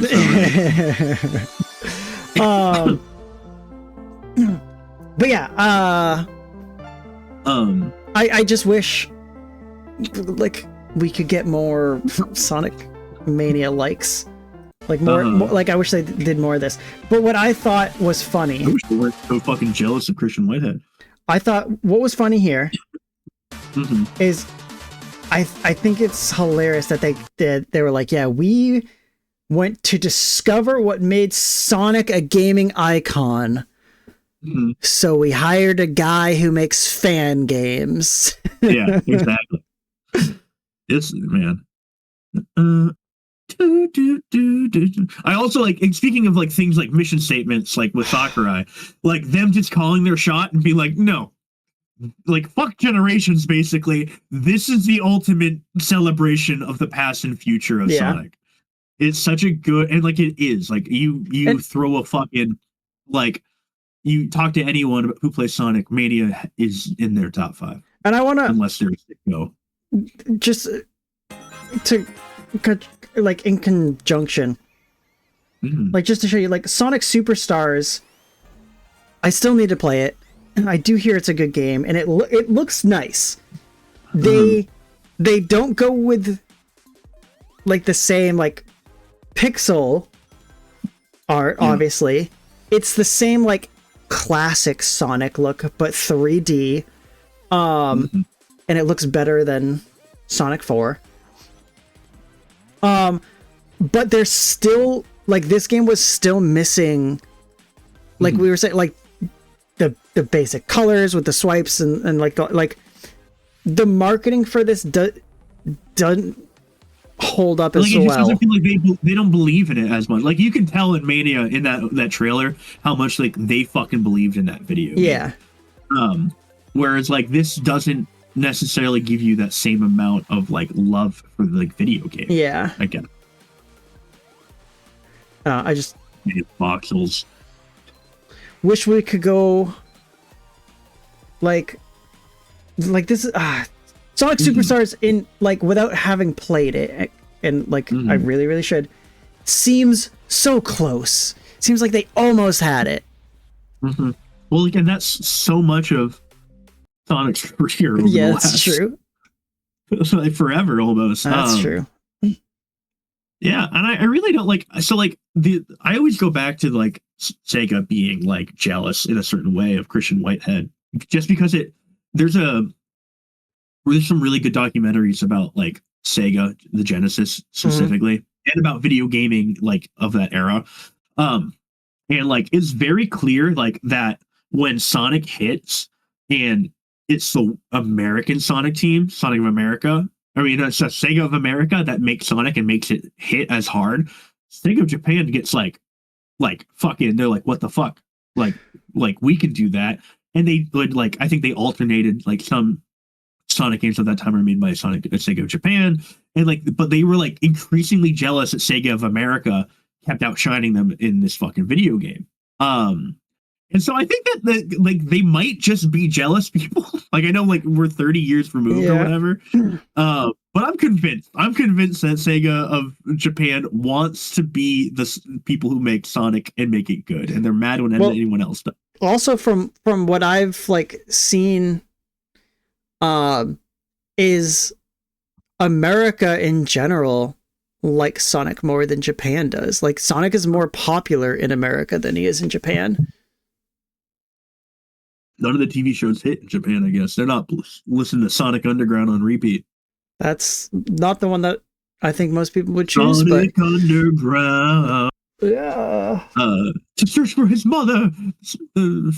Wait, oh man, I forget. Man, what a theme song. That song's not great. Can't wait for the Town Criers to cover it. I've talked to Bill about covering like shit like that. All right, what do we want to finish these out? Yeah. What else? I mean, what do we got? We got one. We've got the other Halo one, Mass Effect 3, Witcher, and Star Wars: The Old Republic. I mean, I do love all of these. We don't need to watch them all, though. I mean, at most it's 10 minutes. So most of these are like ones that you added to. Yeah, at this point, I don't necessarily think that we need to, just because of like these all are like in that same era and the same like that same tone. They all feel very like. I mean, I guess Mass Effect 3 is older, but they're all doing very similar things. At least, but they're cool and they're really hype. The Witcher 3 trailer, when I watched it when we were making this list, I was like, I literally had to stop myself from re-downloading The Witcher 3. I'm like, I can't. I can't. Like, I want to so badly. That's one. I think Tiana and Martin could get into because they've been watching the show, and I think they would like The Witcher. I would. I mean, I'm not the same level of Witcher as you at all, but I was just going to recommend them just jump straight into 3. Yeah, I mean, The Witcher, like, just real fucking fast. Like, I remember being a kid and, like, Googling, like, video games with more, I think I've said the exact story, where, like, video games with moral choices, and, like, finding out that The Witcher 1 existed and not having any way to play it because it was, like, PC only. And be like, but like always be like remembering it and like that it existed and wanting to play it. And then when The Witcher 2 came out for 360, I jumped on it immediately. I was like, yo, this game fucking rules. And then 3 changed it. Martin, you said you played the first 2 and you haven't played the third one? Oh, I didn't know that. That's cool. One, hell yeah. Shout out to The Witcher 1 and Witcher 2. You should play The Witcher 3. That game is definitely in my top 10. I think it's in a lot of people's. I think like Yeah, The Witcher 3 is one of those games that just feels like one of the greatest of all time. Yeah, it's so weird because like we're getting farther and farther away from it, right? I'm getting farther away from when I played it, and I'm like, I have to sit here and I have to like. This is why super like making numbered lists is always like fucking silly. Because I have to sit here now and be like, do I like The Witcher 3 more than like Baldur's Gate 3? And I'm like, why am I comparing things that I think make me happy? Like, and I think like are incredible. Like, why am I doing this to myself? They both fucking rule. But hell yeah. You want to get out of here? Yeah. Let's get out of here. You're hungry. I am hungry, but we got to do the game duel. And the post show. Game duel and post show. Oh, hey, look. 2 hours ago, I see a new trailer for pixel art action platformer Lucid has been released. Ooh. Launching in spring 2026. Look out for Lucid in spring of 2026. Yeah. Look out for me right now. I'm gonna get you. No. Yeah. All right. So, do we know anything coming up? Anything happening? No, I got my head is empty as all about next week. The only thing I know coming up, I'm already here. Lucid in chat says, the only thing I know happening before next week, off the top of my head anyway, is the new season of Fortnite. Yeah, we're getting rid of Simpsons. Yep, Springfield is going away. The mini season is about to end, and they're gonna have their big event that kicks off season 7. I think that's what it is. It's supposed to be the return of the 7, which is like an old Fortnite thing. I think that's where the Rock's character is. I think the Rock plays a character that's part of the 7. Dwayne. Simpsons, like Peanuts mean for me right now. You were saying words and I'm not hearing a single lick of it. I just can't comprehend what's happening. That's basically Fortnite. But yeah, they'll have their big event that will kick off the new season and whatever new maps and changes that comes with. Which I don't know. It's always, like we've talked about it before, it's always a treat for me, at least, to keep seeing that game do wild things with their events and their like essentially reboots and like I don't know. There's a lot of stuff that's probably not great with Fortnite, but they do a lot of they're able to do a lot of stuff that's like they're the only people who can do it. So are there like Fortnite like lore nerds out there? There must be. For sure. Like in the same way that people can explain to me like Five Nights at Freddy's in a way that I don't want. I'm sure there are people who can do that with For Fortnite. Sure. I don't know who I'd rather listen to. Probably the Five Nights at Freddy's people, actually. Yeah. But yeah, no, there are for sure like the Fortnite lore nerds out there. Wait, what's that? Because you're gonna learn the story of Jonesy. Chris, it's December 5th. Damn it, never mind. I was gonna say by next show, Five Nights at Freddy 2, the movie will be out, and I lied. No, just after. Megan Fox, isn't it? Hell yeah. Does she play Foxy? That'd be crazy. Skeet Ulrich? I think I knew Skeet Ulrich is in it. Hell yeah. I'm getting woozy. It's a Scream reunion here. Both Skeet and Matthew Lillard and Skeet Ulrich are going to be in it. It's crazy. And I hope that there is some Scream stuff. Calvin is getting... I'm feeling woozy, man. Yeah, let's finish this and do our post-show game duel. Bullshit. All right. Bye. See you next You have week. my time.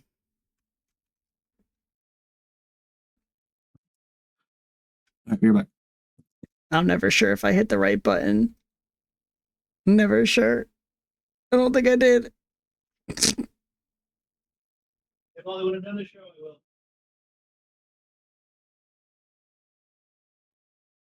Now I hit it. Don't worry. Bye.